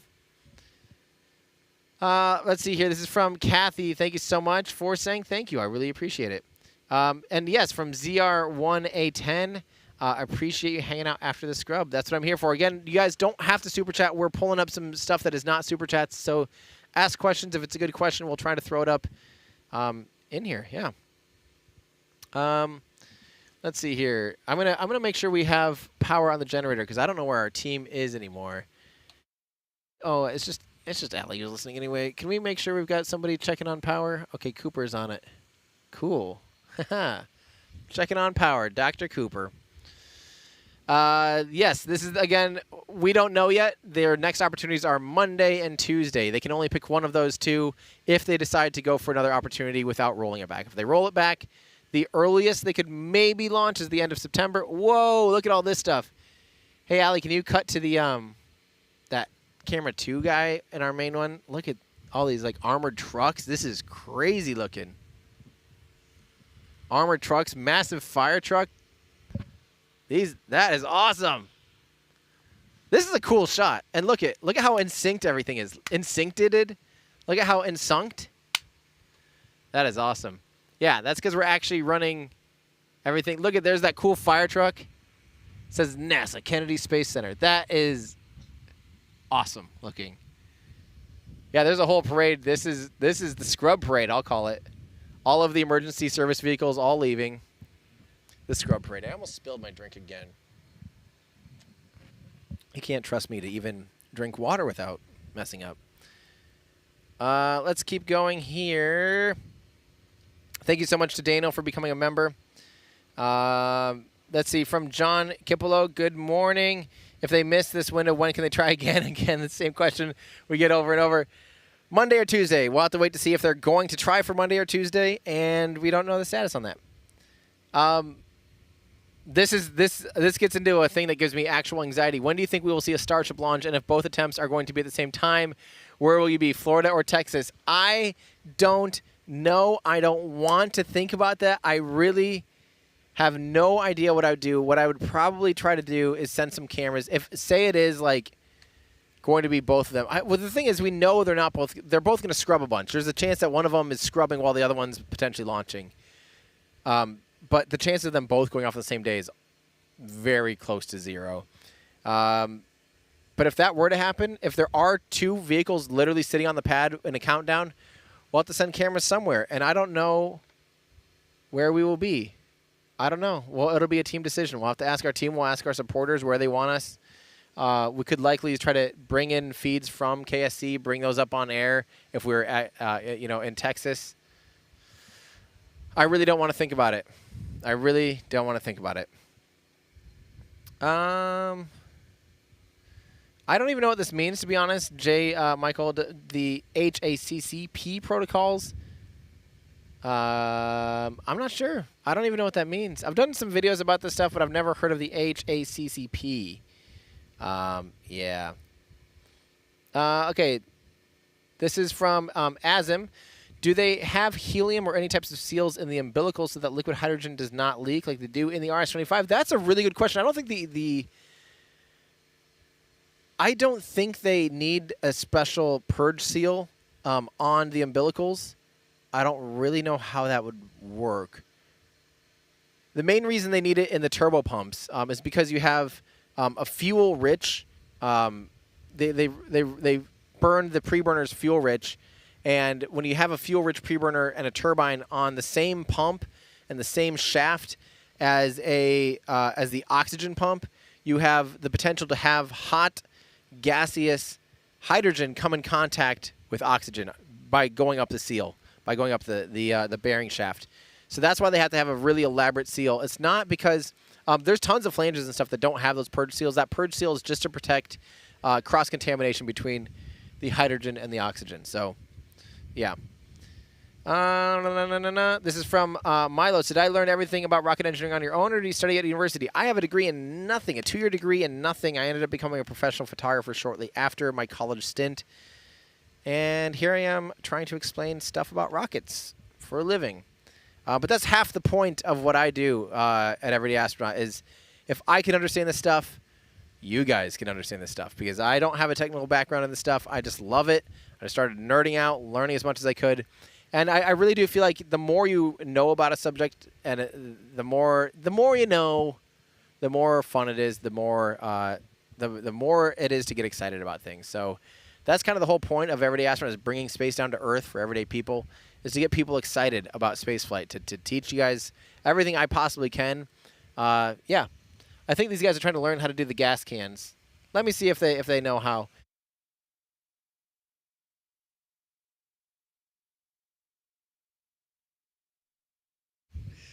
Dr. Ryan Chalinsky is going to teach them on today's episode of how to fuel a generator. Ryan Chalinsky's. We bought these weird gas cans that leaked all over the front of the Tesla we rented. Don't tell the owner. No, just a little bit. Got a little puddle in the front and it stunk like gas pretty bad. These gas cans are cool, but man, gas is stinky. Gas is stinky. Felt like I was nervous I was gonna pass out on the way here. You know what? I'm going to pin something that says today's launch attempt was scrubbed. Stand by for more information. There is a launch opportunity Monday or Tuesday, but we don't know if the teams will try for it or not. Boom. Let me pin that. That's a good one for you guys to have pinned in chat. Hopefully that did pin. Okay, cool. What are these guys saying? Okay.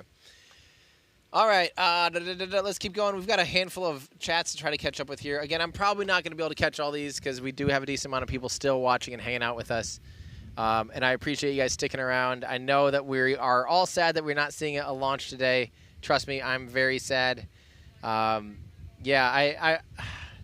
So again, for those of you that are not familiar with my conundrum, this van and the production equipment needs to be heading towards Vandenberg Space Force Base in California.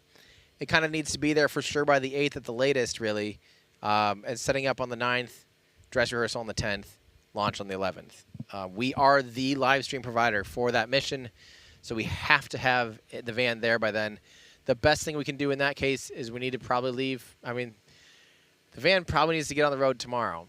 Now, it might be a matter of, can I find a friend to start driving the van west, and we keep a couple things here to be able to pull together a live stream if they do launch on Monday or Tuesday? I just don't know. I don't know the best bet. I don't know the best thing to do here. It's a really, really tough decision for me, honestly. It's like the type of thing that's just gut-wrenching because I want to see this so bad. And this is the only other thing on my calendar is I have to be in Vandenberg Air Force Base on the 8th, on September 8th. And, yeah, man.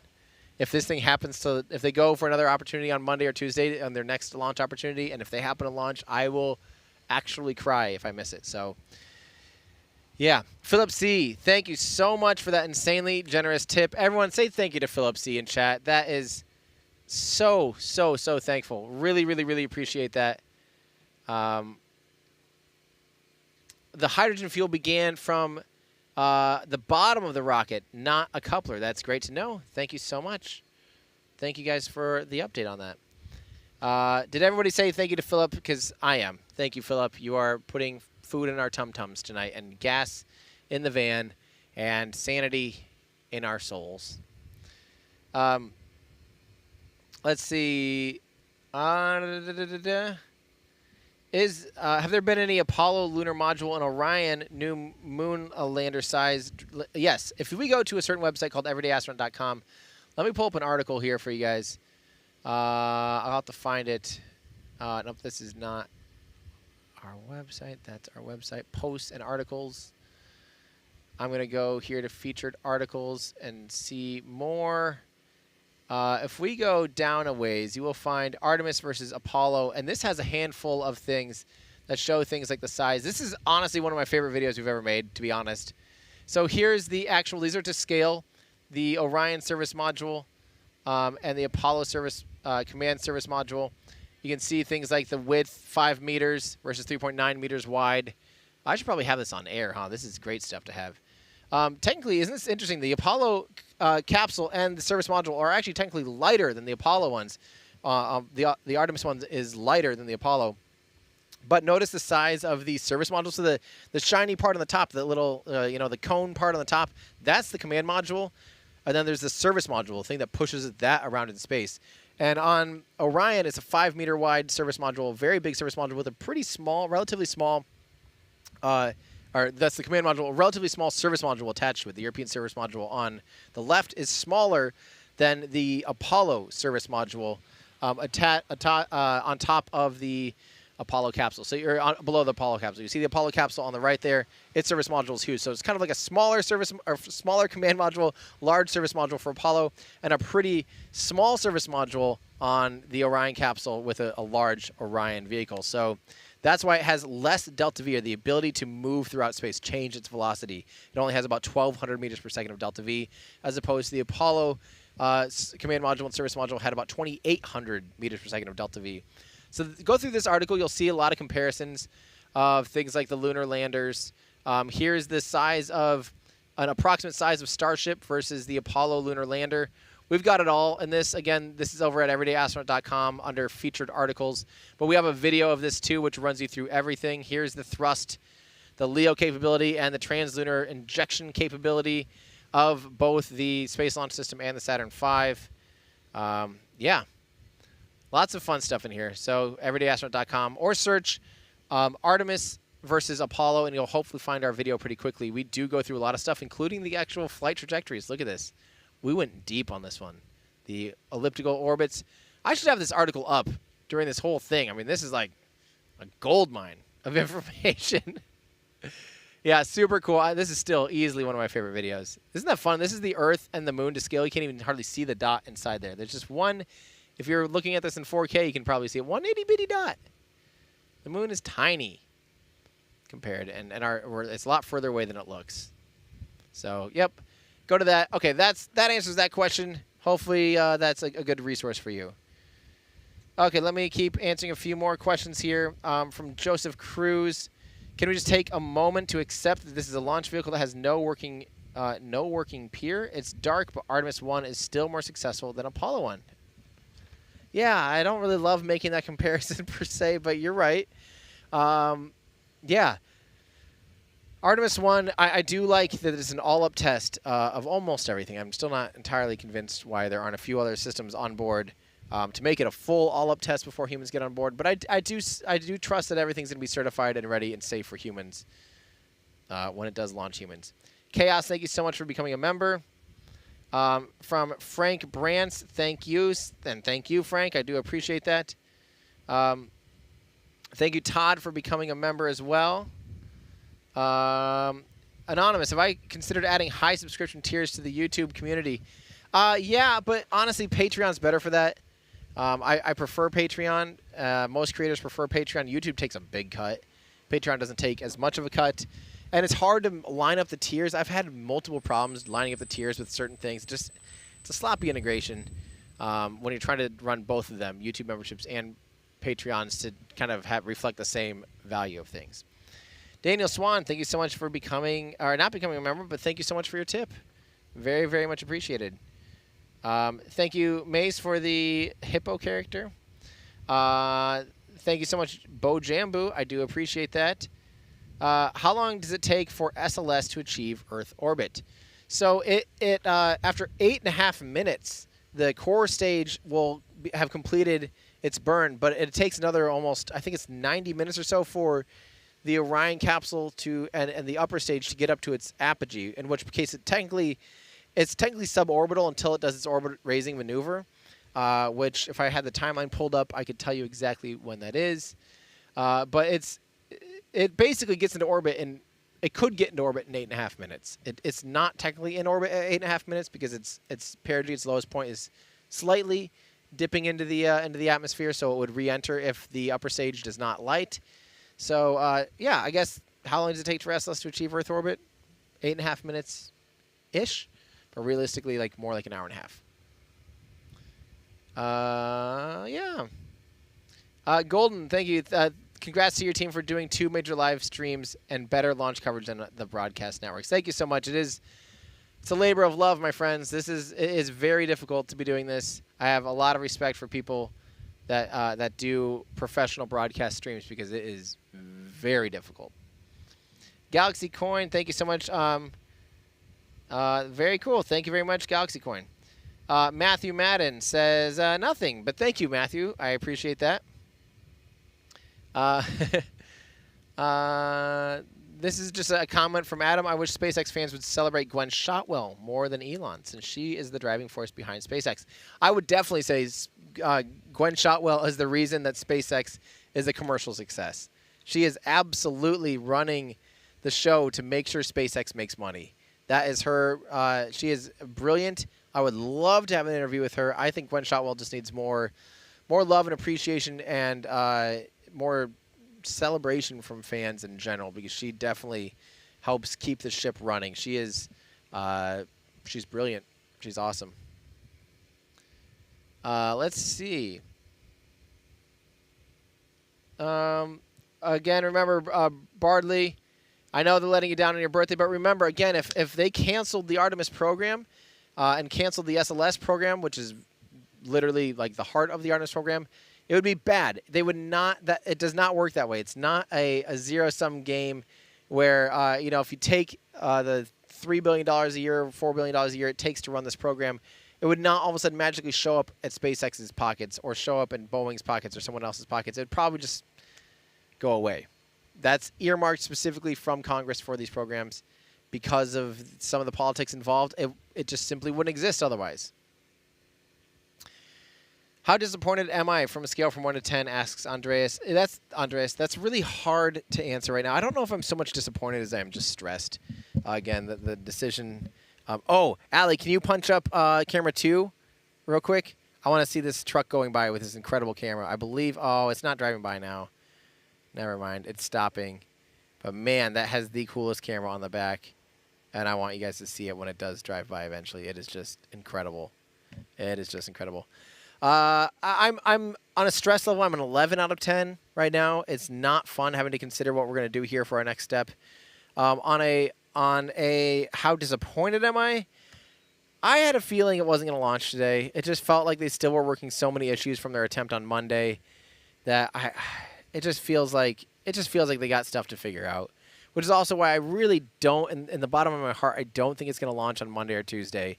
I don't think it's going to launch before they get this thing back in the VAB to do some repair work. Yeah. Oh man, yeah. Just thinking about it is hard to think about. Thanks, Zach, for becoming a member. Really appreciate that. This is from Chris. Here's some Randy Savage Slim. Here's for some Randy Savage Slim Jims on the road trip to Vandenberg. Good luck and beautiful job by you and the team. Thank you so much, Chris. Again, huge shout out to our whole team. Allie for running the show. She's kicking butt. She's doing something that I still have not been able to figure out. I don't understand our switcher for the life of me, and she's making it look easy back there. So everyone say thank you to Allie, but also big thank you to Ryan Chalinsky from Cosmic Perspective for helping get the van here with me, road tripping. He's helping run the camera, set up the cameras. He's been a huge help this whole time. Mary Liz Bender had to leave, who helps co-host on Monday. She is gone now. She's also just been a huge help. She's going to help with some more of the HTML stuff to help our overlay look better, along with Allie as well for graphic design stuff.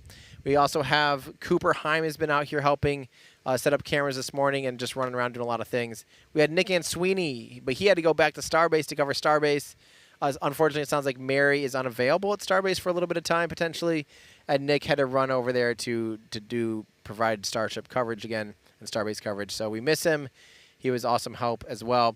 And then we were able to get, we do have Andrew Keating out here from Cosmic Perspective as well, who's a sound engineer by trade, and he's been helping out with just tons of odds and ends. We really appreciate him being out here as well.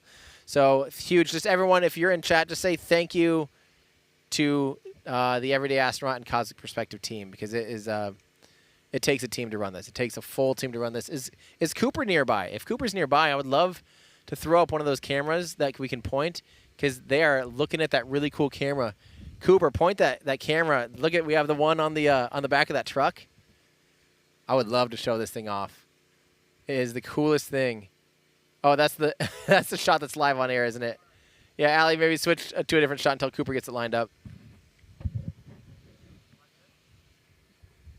There you go. You're good now.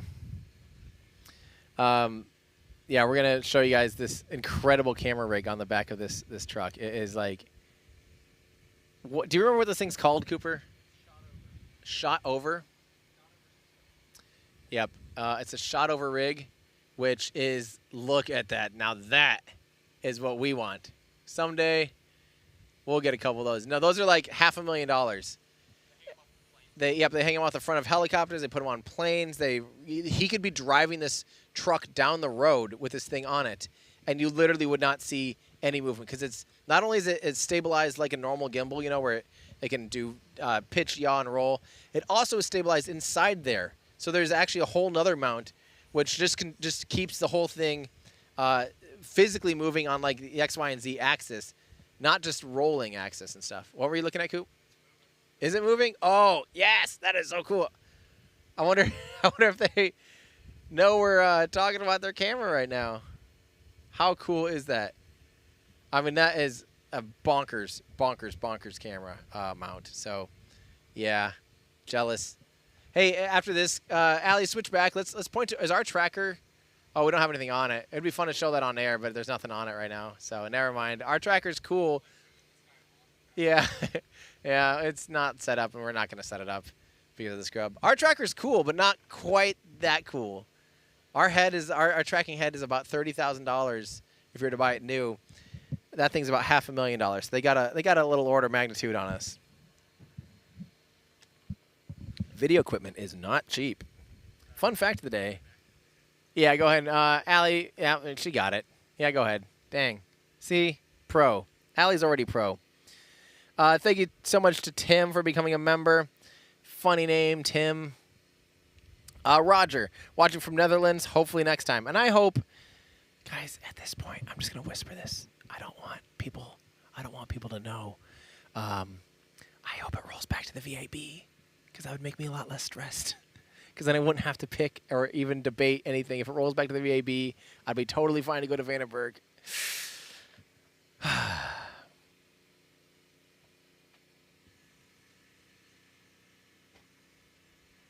Okay, we had confirmation. If it rolls back, it will not fly before October. So they would not be able to fit into that next window. And that's what I had heard too. I just wasn't sure, because they do technically have it on the calendar. But because of this launch window, if it rolls back, they will not be able to launch until that October window. So that mid to late October window. So there you go. Yeah, there's, again, honestly, I don't get that frustrated with the rocket. I mean, if this was happening, if I was out here and this happened like 15 times, yeah, I'll be getting real frustrated. But if it's a couple times, I get it. Like, I totally understand how hard this stuff can be. Again, I'm trying to run a relatively simple broadcast for you guys, and that's hard. That's really hard, and it takes a lot. Like, things don't go right.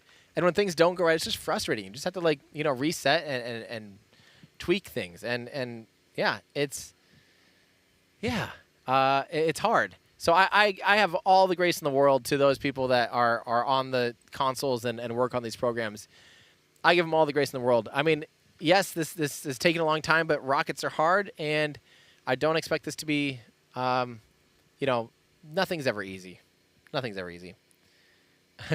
This is, at least I can go to sleep earlier. Thank you for that. UTC plus 9. Yeah, you're not going to be missing anything. You can go to bed whenever you want. Ian, thank you for becoming a member. Let's see. This is from Jester. Thanks for your great coverage. Sadly, this most expensive and shockingly late rocket does not work. GSE failures are unforgivable given NASA's experience. I mean, I don't know. Again, hydrogen is... I forgive them on all this stuff, honestly, because it takes a while to work out the kinks. The shuttle, on average, I believe, scrubbed 3.5 times. So given NASA's experience, we can expect 3.5 times to be scrubbed. And most of those were either weather delays, of course, or issues with liquid hydrogen. It was like by far the most common scrub. It's not fun. It's not fun. Lee Foggle, thank you for becoming a member. I do appreciate that. Randy says, hi, Tim. Love your button-up shirts. Great quality. Yes. Thank you. Those were, you know, speaking of things that don't go well and do go well, that took a year and a half to get those out the door. So good things take a long time. You would think something as easy as putting together a dress shirt would be relatively easy, but no, even that took an hour and a half. What's going to happen? You going to bring me some? Okay, cool. Maybe I'll have a little outfit change. On-air outfit change with Everyday Astronaut. Bringing outfit changes down to Earth for anyone who is still watching for some reason. Sentio, thank you for becoming a member. Mao says, greetings from Argentina. Even though we're getting kind of frustrated with these scrubs, your stream makes it still fun and worthy.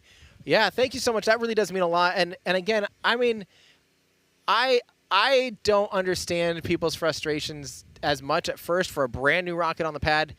If this thing sits out on the pad, I think my threshold would probably be if I come back out here, if I leave, it hasn't launched, I come back out here, and by the end of that opportunity to launch and I leave again, I will be officially frustrated at that point because it'll just be a lot of hard work, a lot of money, a lot of time spent. Yeah, big frustration. Oh, look at this.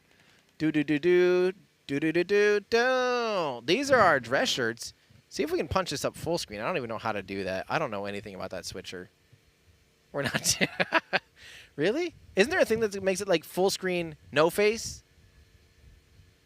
I don't remember. I don't know how the switcher works. Yeah, this is one of our dress shirts. This is part of our translunar collection because on it are tiny little lunar landers. Here, we'll do a split screen like this, and I will talk about it here. The little tiny baby lunar landers. Yeah, these are like custom. Yeah, this is our lunar lander shirt. They have little tags down here too that say Everyday Astronaut. Little cute little guys there. Custom tags here.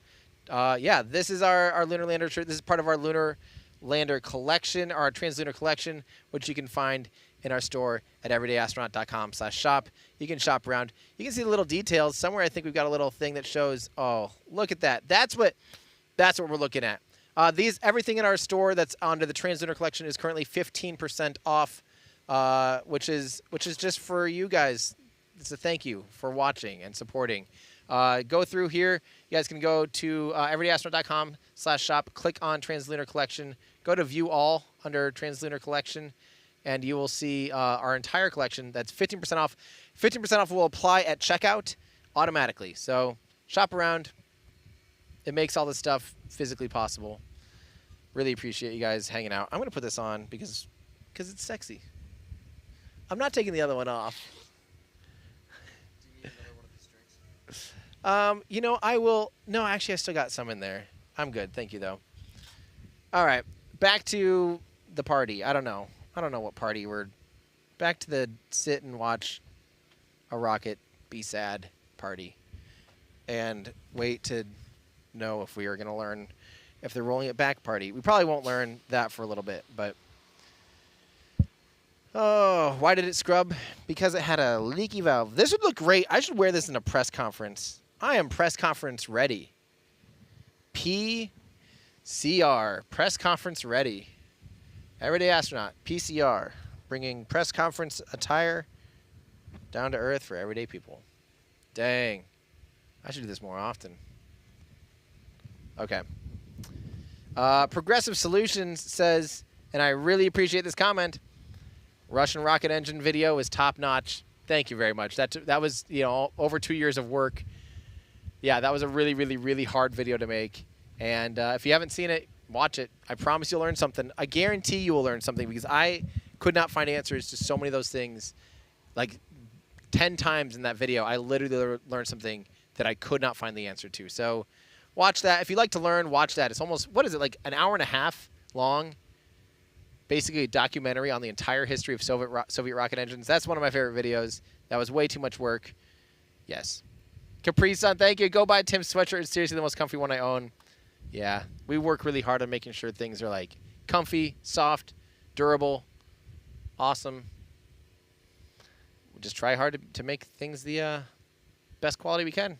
Philip, when's the first test of the mast on Luna? Be safe next week in California. So we obviously lifted the mast in Texas. We have the parts ready to be able to put a camera up on top of it, but we don't have a lightning protection system yet at all. We probably have to figure all that out before we do raise the mast. Ooh, Allie, punch up camera 2. We'll see that camera driving by now. That is so cool. Maybe. There it goes. Look at that. Just on the back of a truck. That's awesome. Maybe someday we... Oh, some friends at Lockheed are they're ready to see their baby fly too. We all are. We all are ready to see it fly. Jim Morrison, thank you for becoming a member. This is from Nicholas Crown.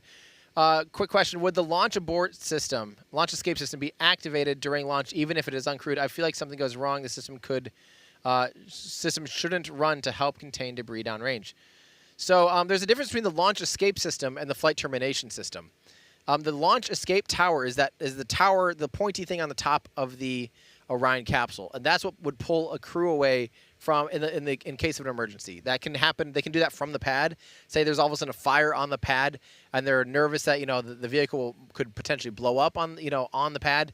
That launch abort tower can get them safely high enough, fast enough, far enough away that they can deploy the parachutes and splash down just a few miles offshore. They can also use the launch abort tower anytime during launch up till about 4 minutes. They can use the launch abort tower to pull them free from the spacecraft or from the rocket in case there's something going on. Now, that is not active on this launch. This launch, they do not have the launch escape system armed. There's no motor in the launch abort motor. It is not active. And I kind of wish it was. I just feel like, why not? What better way to test it than if there was a failure and the launch escape system worked without it being like a pre-planned thing? That would be the ultimate test. But they don't have that because it already has been certified under a pad abort and also under an in-flight abort as well. So that is, yeah. But they need to have the flight termination system armed. That's not. That's literally for my safety at this point and everyone else out here at the press site, anyone at the Cape, anyone in Orlando, anyone in Titusville, Cape Canaveral, Merritt Island, all of the places around here that are populated, they have to have the flight termination system armed. Because if this vehicle, let's say a solid rocket booster's gimbal doesn't work, and both of them light, and then all of a sudden 2 RS-25 shut down, this vehicle would start to careen out of control. And if they didn't have control of it and they didn't have a way to shut it down and blow it out of the sky, it could potentially fly towards populated areas and potentially crash into a populated area. So they can't have that happen. As soon as the vehicle would leave either a predefined cone of like, hey, don't go outside of this vector. If it goes outside of the vector, we'll blow it up. Or if it loses, power or anything like that, engine power or has a failure, they will blow it up out of the sky. And that's, forget debris at that point. Make sure you protect the public. So, one of our moderators, Moondust Lisa, says she's sad for the scrub. I think that is a common sentiment. I understand, and I'm with you guys. From Tim Rosener, now that you've conquered 4K, when will we see 8K? I personally barely see a need for 8K unless you're literally making like a movie. Our switcher can actually handle 8K, but yeah, we only have one camera that has high enough resolution for that. It just, to me, is just kind of silly. It's just silly at this point. I don't see a need for 8K unless you're literally like in a movie theater, or say you have a massive theater. Like if you're sitting 2 meters, 6 feet away from a 80-inch TV, sorry. So I don't know how 80 inches is what, like 7 feet. So like 2 meters, like a 2 meter diagonal TV. I don't know, making up numbers. Then you might be able to resolve 8K. If you're anything beyond that, you cannot even resolve hardly 4K with your eyeballs. So I don't, yeah. Let's see. Luke Gleason, looking at Kennedy Space Center on Google Earth and trying to figure out, A, where you are located, and B, how close are you to the closest people to the not launch. So, Allie, if you pull up camera 2 again, so it shows us, this should help you know where we are. We're right in front of the vehicle assembly building. That's the vehicle. That is the famous vehicle assembly building right there, my friends. I'm under an orange tent because why wouldn't I be? Yeah, there it is. That's where I am. I'm at the press site. Makes sense. So you can find the KSC press site on Google Maps. Obviously, this is a secured area. You have to have credentials to be able to do this. We were fortunate enough. Thank you, NASA, for letting us get 6 people on our team, and Cosmic Perspective was able to get 3 on as well. So we had quite a beefy team out here, and it was necessary.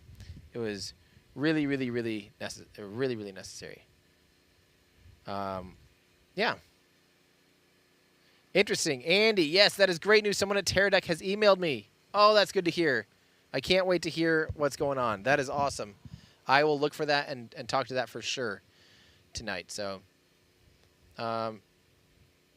why I don't understand this question, so I don't think I can take it to air. But thank you for your tip, Aaron.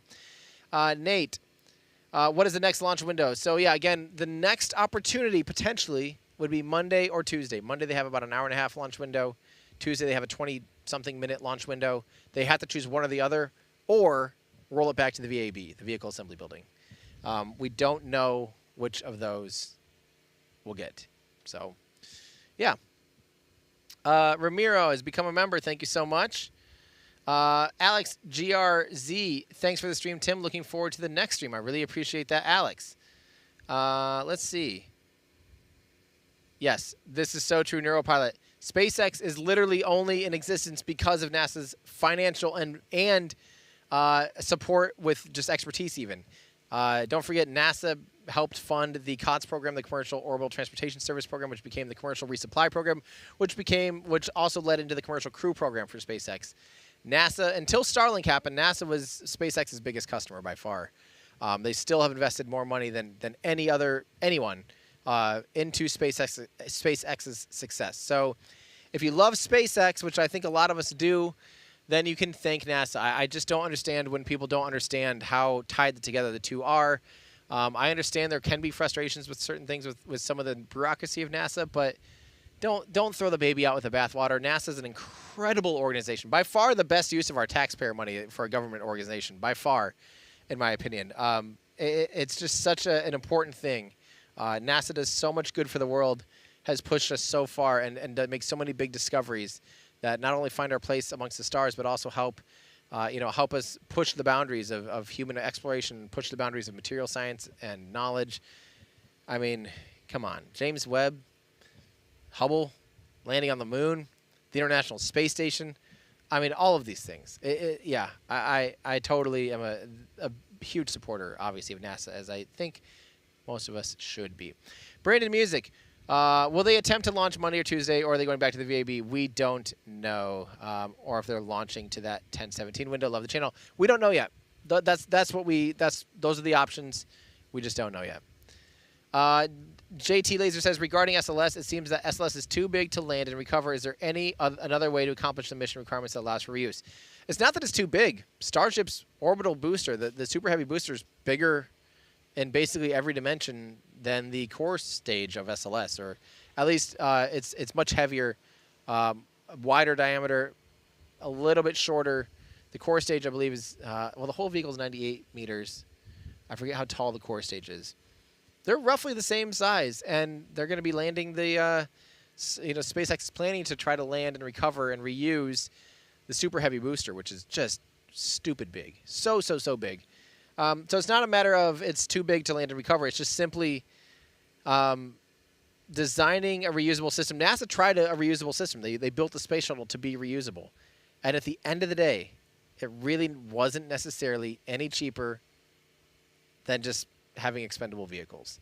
And trying to eke out margins, this vehicle still can't even take as much payload to translunar injection as the Saturn V could. So it already is lacking margins. If you try to muck it up with recovery hardware, all that stuff, it just wouldn't. It's already hard enough. And look at how long it took them to get to this point with an expendable rocket. Imagine if they had to also design in reusability. Add another 5 or 6 or 7 years to even get to this point. I'll put this up, but I don't personally have this sentiment, but I understand that you might have this sentiment. Jester, thank you, though, for your support. I appreciate that. The Hey Fork, thanks for all you do, Tim. Your channel helped me reawaken my love for rockets and push me to go back to school for engineering. That's awesome. I love hearing that. That's one of my favorite things to hear, is that people have literally kind of changed their career paths. It means the world to me that there's enough people out there watching this channel to make it a thing, and that want to just go off and do something crazy in their life, like go try to be a rocket scientist. It's just amazing. Matt with 28 months of membership. Why not? Happy birthday. I'll take this trend. Yeah. Happy birthday to me. Although it's not my birthday. Chris, thank you for becoming a member. Let's see here. This is from God's Eye. I love your merch. I'm also planning on starting an e-com store related to space stuff.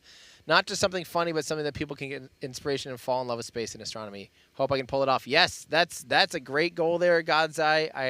I appreciate your compliments to our store. Thank you. It's a lot of work. A lot of things behind the scenes that are a lot harder and a lot more work than they may seem at first. But making good merchandise is hard. So I wish you the absolute best of luck. It's very cool though. I mean, merchandise. A lot of it's your own personal identity. It's rockin' cool space nerdy merch. That's all I do. That's all I do all day, every day. Let's see. We got 2 new members from 8 Tilenium. Thank you very much. And C also became a member. This is a great question from Mendy Friedman, genuinely asking, is it not possible for NASA to use the Falcon Heavy system for these parts of the Artemis missions? I'd assume it would be a lot cheaper and more proven compared to SLS. So Falcon Heavy physically cannot get the Orion capsule and its service module, which it needs, to lunar orbit. It cannot get it to a translunar injection. It would fall short of the moon by a decent amount. It's just not powerful enough. Even if you expend all 3 cores, it cannot lift the Orion capsule and service module to a translunar injection. It also is not rated for human spaceflight. It is not a crew-rated vehicle. Despite the Falcon 9 being crew-rated, there's some parts on Falcon Heavy that have not been certified for human use. So therefore, it cannot fly humans. So yeah, that's kind of the end of that. All right. From Jester, yep. I understand the frustration, but that's unfortunately, if you look at history, it's kind of how this stuff works. Without a huge budget, without the budget of the Apollo program, which is almost 4 times as much to just totally rush things through, and it costs a lot more too. Yeah, it's hard, and it sucks. Thank you very much, Frank. I appreciate that. Josh, we've got a new member from Josh. We've got a new member from Vince. We've got a new member from Ted's. Thank you guys so much for the memberships. And thank you so much from Connie from the Netherlands. I appreciate you saying hi, and thank you. Ross, thank you for your tip. A membership from Marvin. This is spelling out the HACCP from Tracy Horace. Hazard analysis, critical control point. Still have no idea what that means.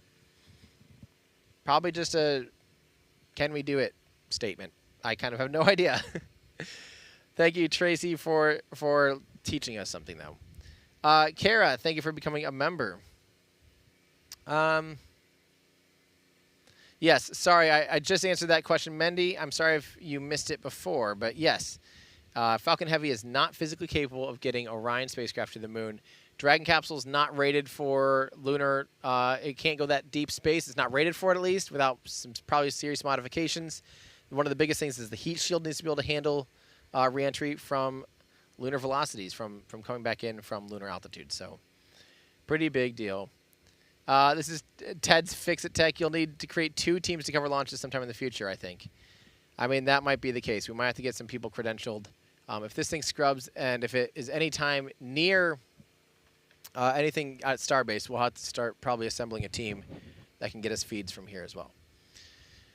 Will Bordeaux, NASA is using shuttle hardware. Because it's cheaper, they must have had some kind of Keralox engine lying around instead of the R-25s, right? Where I go with hydrogen for the first stage. Isn't it a better fuel in space? So, yeah, that's kind of a little bit of a misnomer that it's better in space. It's just sort of, it's hard to explain, but a lot of it has to do with the tank size. So for your first stage, your tanks end up being huge. You just end up with this massive vehicle if your primary first stage is running on hydrogen. But no, there really aren't any main like F1 was a Keralox engine, meaning it runs on RP1 and liquid oxygen. but those obviously got shelved. There was the AJ-26 that Aerojet Rocketdyne refurbished some NK-33s. They also had the AR-1, which is their own version, basically a fuel or an oxidizer-rich main engine that was kind of been floated around as potentially being something for something. But yeah, there was no Kerlox engine just floating around out there. There just aren't. I mean, yeah, especially at the time of SLS, there wasn't an off-the-shelf option for a Kerlox engine that was in production, in development. So, yeah. Thank you so much, Josh L. I really appreciate that. This is from Thomas. We're going. If you would paint Luna, would you go with SLS orange or spaceship silver or shuttle black and white? It's just going to be straight up gray, I think, when we repaint it. Just nice and gray with some orange accents. Yeah, bright orange would kind of be fun too, but I think that might be a little obnoxious. We're not going to do a wrap or anything. Just keep it nice and simple and professional and clean. But yeah, thank you so much. Thank you for the generous tip, Dave. I really appreciate that. Do I know the diameter of the super heavy quick disconnect? I do not. I do not know the diameter of the super heavy quick disconnect off the top of my head. Maybe CSI Starbase, Zach, might know off the top of his head, but I do not know the diameter of the quick disconnect. And don't forget, it is like a main thing with like a bunch of other ports, the quick disconnects, and they have multiple. For the outer 20 engines on Super Heavy, like each engine has its own quick disconnect. It's wild. It's absolutely wild. Tell us about Launchpad V2 problems. I don't know what that necessarily means. I don't know what problems there are for Launchpad and what Launchpad V2 is, unfortunately. Unless you're talking about... Yeah, I don't know, honestly. I don't know if that means something else. I'm sorry if I'm totally missing it, but awesome sir. Just joking, but somebody needs another truck. Thanks for the 4K. I don't want another truck. I don't want to be doing more of this. I want to be doing less of this. I want to be home making videos more often, but these are missions that I do not want to miss. I just don't want to miss this. And I don't want to bring you guys crappy footage. I want to bring you guys awesome footage. And I want to see it. And I want to feel it. And I want to hear it. And I want to help you guys feel like you're here. Feel like you're seeing it and hearing it for yourselves. Yeah, I don't want to just becoming a salty everyday astronaut goes to rocket launches, driving this truck around the country guy. I want it to be fun. But thank you so much. Everyone say thank you to Awesome Necessor. Awesome Necessor. I really appreciate that. Ariel, thank you so much for the Shiba dog. Fire Striker. Hey, Tim, has the space shuttle ever scrubbed for similar reasons? All the time. Space shuttle scrubbed for on average 3.5 times per launch. And a lot of the times it was literally hydrogen leaks. Hydrogen leaks, hydrogen leaks, hydrogen leaks. Thank you so much from Miami Walking and Driving Tours. Great website, keep up the great work. I appreciate that. Okay, I've been super excited for this launch for a while. I hope we can get a successful launch. I do too. I do too. Hey guys, just a little heads up. I'm going to work on getting out of here pretty soon. So let's, if you hold your super chats and your comments in the future, I'm going to try to get caught up, and then I'm going to try to get everyone out of here and get some food and maybe some rest. And then we have a lot of teardown. A lot of teardown to do. We have a lot of teardown to do. Which we have to do. Oh my God, what are we going to do? Matt Kapkerski became a member. Thank you very much. I saw this earlier. Please don't read this on stream, Tim. Why are you reading this out loud? I just told you not to, and you're still... Tim, please stop. Thank you very much, Casper. I am Ron Burgundy. Low and Apapa. Please make graphics bigger, unreadable on mobile. Yeah, we've got some fixing to do in general on our feed. It looks so cool on a TV, but we have had people say they can't read it on their phones. We have a lot of work to do in general before Firefly, so wish us luck. Randy, Goldsmith, and Gary, thank you guys for becoming members. Going Monta, I understand the frustration. Damien, Hayden, Tim, always enjoy your coverage, launch or scrub. Question, how much O2 and hydrogen and H2 is lost with a scrub? I don't know the exact numbers, but it's a lot. A lot is lost to a scrub. When you recycle and recirculate and try to pull it in, a lot of it gets boiled off. A lot just gets lost while sitting on the pad. They definitely have to replenish their commodities. Their cryogenic fuels need to be replenished between every launch attempt, because a lot just gets lost to boil off and in the process of recycling and draining it. So, yeah. Genesis, thank you for becoming a member. Randy says he's happy to drive the van for you. I appreciate that. Macbeth 18, when the orbiter will be in Leo, will it be visible from the naked eye at night before TLI? There might be an opportunity to catch the upper stage in orbit, maybe under the right conditions, or potentially even the core stage under the right conditions, although the core stage isn't going to be that shiny before it does its TLI. Maybe. There might be a small swath of the world, not sloth, of the world that could potentially see it, but I don't know off the top of my head. I'm from Japan. I stayed up until midnight. Thank you for staying up and watching. I do appreciate that. Fan meetup after stream. Unfortunately, we have so much, like we have literally 5-6 hours of teardown, and we still have to get everyone fed and probably napped up for a little bit. A lot of work to do. I wish we could. I try to fit in some kind of meetup at some point, but these days the production just gets more out of hand, and we're literally like working every minute to like try to get it ready, and it's just, yeah, it's stressful. Justin, thank you so much for becoming a member. This is, I hope they scrub UTC plus 2 my time. Yep, it has already been scrubbed, so yeah, appreciate that. Leon, thank you for becoming a member. Let me try to get through all of these. Johnny, 20 months of membership. Thank you so much. Shouldn't they sneak up on Artemis with a late fast fuel load like SpaceX does? No time to find failures. So the problem is that the hydrogen in this vehicle takes like 8 hours to fill. They find it safer to get the vehicle into a safe configuration where everything's just sitting there and they're just literally topping it off and keeping up to the flight pressures.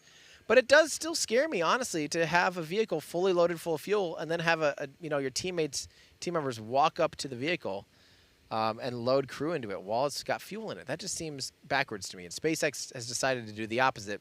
They have the vehicle empty. They bring the crew in. They get the crew that help the astronauts on board leave. Then they load it with fuel at T-minus 35 minutes. And to me, that makes a lot of sense. But it actually took some pushback. NASA didn't really want to do it that way. All right. How did NASA not address an issue that came up months ago during dress rehearsal 2 months ago? How many years behind are they? Boeing is incompetent. Well, I know. It feels that way. And, again, hydrogen's nasty. I probably just wouldn't design a rocket with hydrogen to begin with. Christoph, K. Hi, Tim's greeting from Austria. Did you ever get that model engine thing worked out? We got the models worked out. They weren't model engines, but we got the Falcon 9 model rockets. They are in our store being repackaged, going through quality control with our store people, and then shipped out ASAP. I can't wait. I can't wait. Finally, some good things are going well. Alexander says, greetings from Panama. My wife and my 5-year-old girl always watch your videos. My girl says that she wants to get in the rocket, maybe in the future. That is awesome. Thank you so much for saying hello from Panama. I really, really appreciate it. Tell your family hi. That is awesome. Bazinga X. You notice they taped the door handle so no one would open the door and knock down the camera. Now it's someone call Elon. Oh, yeah, it happens. Graham, did you ever get feedback from Russia about your Soviet documentary? I had multiple people reach out and say they really appreciated it. I'm not proud of this now, but Dmitry Rogozin, the former head of Roscosmos, did even retweet the video as well. It was actually a dubbed-over Russian version, but yeah. Philip, thank you so much, Philip. Good to hear from you, and I appreciate the super chat. That is very generous, and it means a lot, so thank you so much. Chazzy Mac, 28 months of membership. I can't believe it's been 25 months, even though it says 28 on here. Love the content, Tim. Love the van. I live in Hawaii and may try to find a boat captain to watch Starship land. That would be awesome. If you do, I can't wait to hear more about it. Good hearing from you, Chazzy Mac. Thank you so much. Justice Ryan, have patience. They had problems with the space shuttle. Yep, exactly. And it's still, even at the end of the space shuttle program, they had problems with it because hydrogen is not a fun molecule. Why did NASA use boosters for SLS but not the Saturn V? Saturn V had plenty of thrust-to-weight ratio at takeoff with those 5 F1 engines. I said Formula 1 engines. With the F1 engines that ran on Carolocks. It just was a mighty, mighty booster stage. These engines, the RS-25 main engines, burn all the way from liftoff until it's in orbit, or until orbital velocities. They burn 8.5 minutes. Because of that, they're very efficient engines, but they don't produce enough thrust to get it off of the ground. And that's kind of the opposite. The F1 engine wasn't very efficient, had a ton of thrust. This is kind of like having both, because they have the solid rocket boosters on this that have a ton of thrust, not efficient, and they have the RS-25s running at the same time. So that's kind of why. Matt, thank you for the chat. Dragus, thank you for becoming a member. Robert and Jewel, thank you for the pair character and the generous, generous donation. Thank you, Robert. Everyone say thank you to Robert. That means the world. That really, really, really means the world. Thank you, Robert. Jay Carey, your channel re-inspired the 8-year-old within me, looking forward to the library and masked upgrades if needed. Could you run solo streams from the van? No, I can't. I maybe could inside the van. There is a camera. We don't have it wired up right now, but there is a camera inside the van if we had to. If I had to, I could probably run like a simple stream, but I don't think there'll be a time where I'm the only one on-site operating, running a van. I just don't think that's possible or feasible or very fun. Blake, when will the rocket launch? It's scrubbed. We're waiting to hear more about when it will launch, whether it be whether it be tomorrow or Monday or Tuesday or not at all during this window and later in October. Kerblings, I've been watching you for years, but I think it should be noted that SLS and Falcon Heavy have 2 different missions. SLS is rated for 95 tons to LEO, while Falcon Heavy is only 53. All stages expended. I think it's more than 53 tons. I think it's more like 60 tons when you expend all 3 stages. But yeah, the point is it doesn't have enough capability to take Orion and its service module to lunar orbit. Thank you so much, Moon, for saying congrats on the van, which is named Luna, which is moon in Latin. So thank you. Jim Morrison, thank you so much, Jim, from the Doors. Jay Lefevre, I noticed that the nozzle appeared to move during a video of an SRB static fire. Do they have some form of gimbaling and or throttling capability? So SRBs, solid rocket boosters, the big solid white rocket boosters on the side of the vehicle there, they can't throttle actively. Like they don't have a thing that can go like, okay, decrease throttle now, increase now. They can't do that like responsively, they can't do it dynamically, but they can pre-program, if you will, solid rocket boosters by changing the pattern of the core. Let me see if I can look up a website and see some visuals of solid rocket booster. This is so hard to see. It's bright daylight out here. Solid rocket booster core pattern. So you can cut out solid rocket boosters to have different grains like this. So this shows like if you have a circle in the middle of your solid rocket booster and you have a circular cutout, a tubular cutout, your thrust will actually increase because the surface area that is burning increases because the diameter increases as you burn away solid rocket propellant. A star like that to the right, you'll notice that as it would burn, it would actually maintain the same amount of thrust because it will basically just burn those channels down.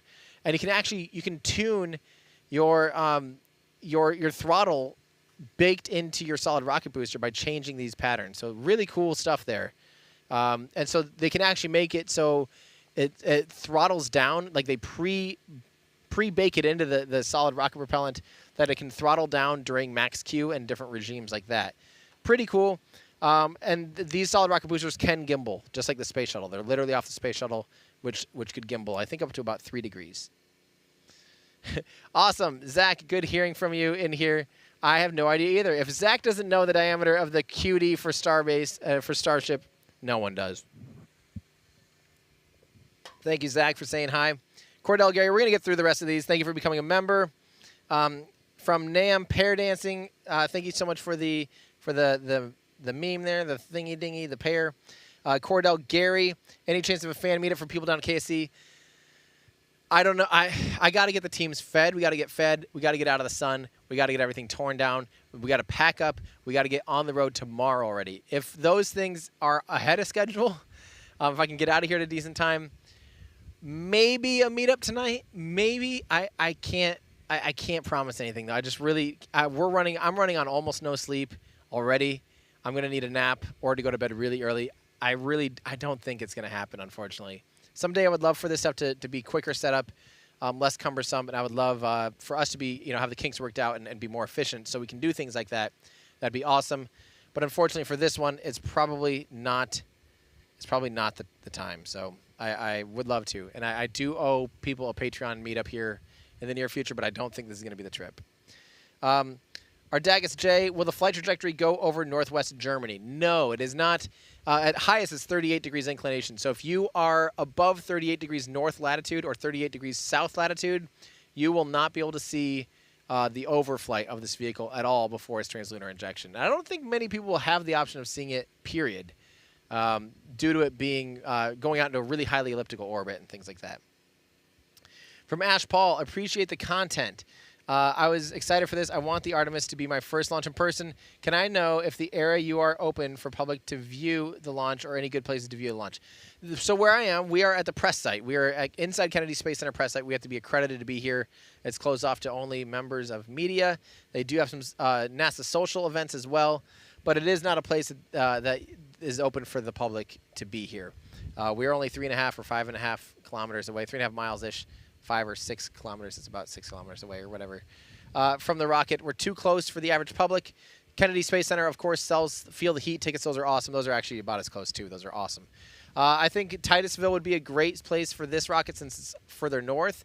Max Brewer Bridge, probably the best. Yeah. Jonathan says, you might want to keep Luna white, the paint job as white, reflect that heat and keep cooling as efficient as possible. Also need more pointy end up flamey end down merch. We do. It'd be fun to have another one of those. That's still one of my favorites. Thank you, Jonathan. Yeah, I know white would make sense thermally, but maybe reflective gray would be decent too. Matt Patterson, thank you so much for becoming a member. JTG Photos, scrub a bummer, but necessary safety process. Need help with coverage. I'm a pro photographer in Jupiter. Good to know. We might need more hands on deck at some point. Carol Tower, thank you so much for the tip. Vins, if I use Patreon, does it do anything on YouTube/YouTube chat? You're one of my many YouTubes I watch, but they are gone until 4 p.m. for NASA. Of course, you going. I'm not entirely sure what you mean. Does it do anything for YouTube chat? Not really. You will get access to a couple exclusive live streams as a Patreon member. You also get that same thing as a YouTube membership. It's the same link. It's the same stream. But otherwise, YouTube, or the easiest way to get into our Discord channel is through Patreon, patreon.com/everydayastronaut. You can get linked to our Discord channel, which is an awesome community. Yeah. Hopefully that answers your question. And Shantunu says, I have a project about artificial gravity. Could I please help improve it? I'm the wrong person for that. Unfortunately. Yes, I am the wrong person for that. So I cannot help. Macbeth 18, do NASA produce their own hydrogen? How is hydrogen fuel is produced? So that's the unfortunate thing about hydrogen. Most of it's being steam reformed, and hydrogen is actually not great as far as an environmental impact because it either takes an insane amount of energy to use electrolysis, or you're basically burning coal or some other fossil fuel to make steam reformation possible in hydrogen. I don't think NASA makes it on site. I almost know for certain they don't. They buy it and truck it in as a commodity from offsite, from suppliers. Don Harris, thank you for becoming a member. And Mr. Kelly, thank you so much for the tip.